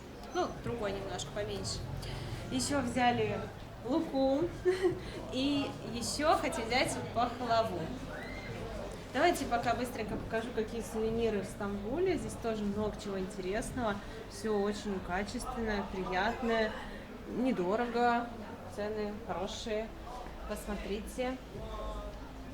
Вот жалко, вы не можете разговаривать, а то бы вы мне сказали: Света, покажи вот это поближе. Я такая: пожалуйста, гранат, символ плодородия, достатка, 125 лир. Можно купить такую черепашку, кстати. Мне еще вот такая черепашка понравилась, она могла бы ее на стол положить, тоже хорошая. Зашли в эту кондитерскую и взяли, смотрите, пахлаву. Причем дается такой красивый фирменный красный пакет, очень милый. В нем приятно дарить. Еще пахлава идет в фирменной красной металлической коробке. Ничего не прольется, не протечет. Вакуумный пакет, что тоже удобно. Мы однажды купили в супермаркете пахлаву, и как мы ее везли, спасали всем миром. И еще взяли такую коробочку: орешки в шоколаде, молочный шоколад, какой-то еще несколько видов. Вот. Цены называть не буду. Ой, мы сейчас чуть не посидели. Оба. У нас вылет завтра в 2 часа дня. Мы подготовили все документы, пришли на ресепшн, чтобы все распечатать на всякий случай. И заходим в кабинет билетов, и там написано: вылет через 3 часа. Такие: чего? Я смотрю, и наша дата, типа, я даже говорю, мне плохо, в 9 вечера. Да, там какая-то, в общем, ошибка была. И мы такие: блин, через 3 часа вылет, что делать? Неужели поменяли время вылета? Да, у нас, может, смс-ка не пришла, у нас другая турецкая симка. Я смотрю на эту цифру, я думаю: что делать? Тут только до аэропорта 2 часа ехать. Ага. Ну все, не успеем. Ну ничего, потом через компьютер захожу, все нормально. Проверил, слава богу, зарегистрировался на рейс. Это ошибка. Вот. Да. Ради интереса зашли в один из сотни или даже тысячи обувных магазинов в Стамбуле. Посмотрите, сколько здесь обуви. Вот это выбор. Вы когда-нибудь видели столько фисташковой обуви? Небесно-голубой, карамельный, какой-то пудрово-розовый. Мало того, здесь 2 этажа различных моделей, так еще миллиард цветов. Стоит вот где-то 475 лир за пару. Вот эти 420 туфли. Мы пришли на новую улицу, хотим немножко прогуляться по району и поесть. А это улица свадебных платьев и вечерних. Везде свадебные вечерние платья. Посмотрите, какая роскошь, какой шик. Эх, жалко, что я уже вышла замуж. Мы такие, Света говорит, пойдем узнаем, сколько стоит свадебное платье. Я говорю, ну давай, наверное, не пойдем, потому что если мы зайдем, то нам точно продадут, и мы уйдем со свадебным платьем, которое нам нафиг не нужно. Может, даже 2 продадут. Мы пришли в кафе, оно недалеко от нашего дома. Мы его выбрали, потому что ели здесь уже несколько раз, и здесь было вкусно. Здесь простая турецкая еда, но готовят с душой, с огоньком. Все свежее, всегда много людей. Заказали 1 суп на 2, стакан пива и хлеб. И сейчас наслаждаемся нашей едой. Может создаться впечатление, что у нас закончились деньги. Такое часто бывает под конец отдыха. Но на самом деле здесь пороховница. Сейчас нам принесут основные блюда. Просто очень хотела супа, целый я не съем. Ну вообще я могу его съесть, но это будет тяжело. Поэтому взяли пополам. Вот. И смотрите, Саша говорит, у меня такое чувство, что я на футбольном матче. Здесь пиво в таких стаканах. Ой, нужно на камеру пить или нет? Вы скажите. Меня Саша всегда ругает. Молочный коктейль. А у меня сейчас к вам задание. Смотрите. Держим палец вот так. Теперь нужно сделать вот так. Вы должны, окей, вот так сделать. У кого получится быстро так сделать? Покажи еще раз, как ты это делаешь. Вот, окей. Повторите за Вот Сашей. вы должны также сделать, только пальцы и кисть должны быть расположены именно вот так, как у меня. Что, получилось? Напишите в комментариях, получилось ли у вас сразу так сделать. Что мы заказали? Как считаете? 1, 2, 3. Ну, первое, что пришло в голову. Не угадали. Или может угадали, не знаю. Я взяла куриный шашлык. 1, 2, 3, 4, 5, 6, 7 кусков. Такие серьезные, хорошие. Бывает, продают шашлык, вот на праздниках особенно. Шашлык, там, 300 рублей. Мы однажды с Сашей пошли, ну, у нас там, где мы живем, в Саратове, на площади шашлык. Вот такая палочка. Вот такие кусочечки. Еще и невкусно. Вот это шашлык. Но у нас тоже вкусно готовят, много мест вкусно. И подается с рисом, салатом, с картофелем фри, маринованным луком. А Саша взял рыбу. Ну мы как взяли все вместе. Пополам будем есть. Да, если Саша взял рыбу, это не значит, что я не имею права ее есть. Я могу съесть половину, а он половину моего. Мы часто делимся. Нас это не раздражает, и вообще мы очень счастливы в браке.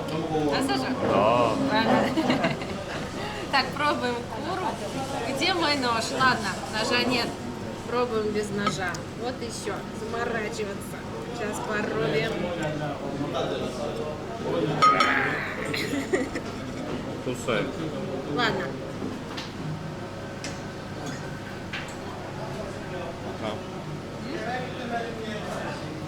Очень вкусно.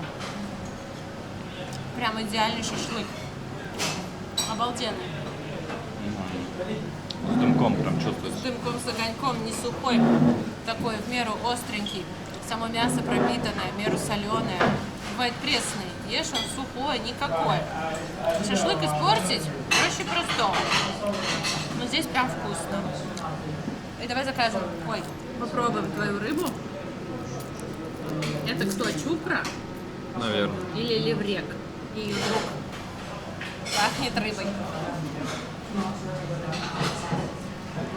Вкусная, хорошая рыба. Даже корочку мы едим. Ее так зажаривают классно. Рыба, да. Вообще, я обожаю жареных лещей. Кто любит, кто пробовал. Знаешь, что такой большой лещ И у него такие куски большие и ребрышки длинные. И с них так мяско вот так снимаешь. Это вкусно. Со свежим хлебушком. Невероятно. Вот. Но здесь тоже вкусно, хорошо. Немного костей в этой рыбе практически нет. Достаточно большая, легкая. И стоит 100 лир. Вот, смотрите, какая здесь подача. Мы поели, и наш ужин вышел На 250 лир. вообще недорого. Я не знаю, стоит ли показывать это кафе, потому что вы, наверное, будете жить где-нибудь в другом месте. В Стамбуле невозможно жить где-то всем рядышком. Но если интересно, это вот улица. Непонятно, какая улица вообще. Да, в общем, таких локальных кафе, где можно посидеть и вкусно поесть, очень много. Они везде вкусные. Да, не стесняйтесь заходить именно в те места, где вот работают и там местные едят. И там будет очень вкусно. И недорого. Сейчас мы отправляемся в наш отель, чтобы собирать вещи. Сегодня я целый день грущу, потому что мне всегда грустно уезжать из тех мест, где мне понравилось, где мне было хорошо, спокойно, вкусно, уютно, где у нас с Сашей все было хорошо. И я думаю, будет ли еще так же Да, хорошо? конечно, будет. Я знаю. Мы сюда еще это- вернемся. Я очень надеюсь, что мы сюда еще вернемся, потому что многое мы посмотрели, а многое не успели. Так что я бы очень хотела сюда приехать. И я чувствую, что мы еще сюда обязательно вернемся, может даже пожить подольше. Не как туристы уже, а как, ну вот, кто приезжает пожить на 2-3 месяца. Потому что здесь очень много возможностей, здесь очень интересно. Здесь можно развиваться бесконечно, потому что здесь есть услуги для всех слоев общества. Каждый найдет для себя что-то уникальное, особенное. Здесь нет границ, нет потолков. Здесь интересно зарабатывать деньги, потому что здесь много чего классного, на что их можно потратить, например. Вот, такие у меня сейчас мысли. Если вам понравились выпуски из Стамбула, то ставьте лайки, пишите добрые комментарии, подписывайтесь на наш канал. Говорим Стамбулу огромное спасибо за то, что хорошо нас принял. Хорошая погода была, все у нас сложилось как надо. Мне очень понравилось. Я очень надеюсь, что мы смогли вас тоже хотя бы чуточку влюбить в этот город, познакомить с ним. И для меня самой лучшей благодарностью будет, если у вас появилось желание поехать тоже посмотреть Стамбул. Напишите в комментариях, получилось у нас это или нет. Всем огромное спасибо за поддержку, за комментарии, за то, что писали, куда лучше сходить, что посмотреть. Это мне очень помогло. Мы по многим местам таким сходили и реально получили удовольствие. Так что спасибо вам всем. Ну, все. Мы вас очень любим. До новых встреч. Пока. Пока!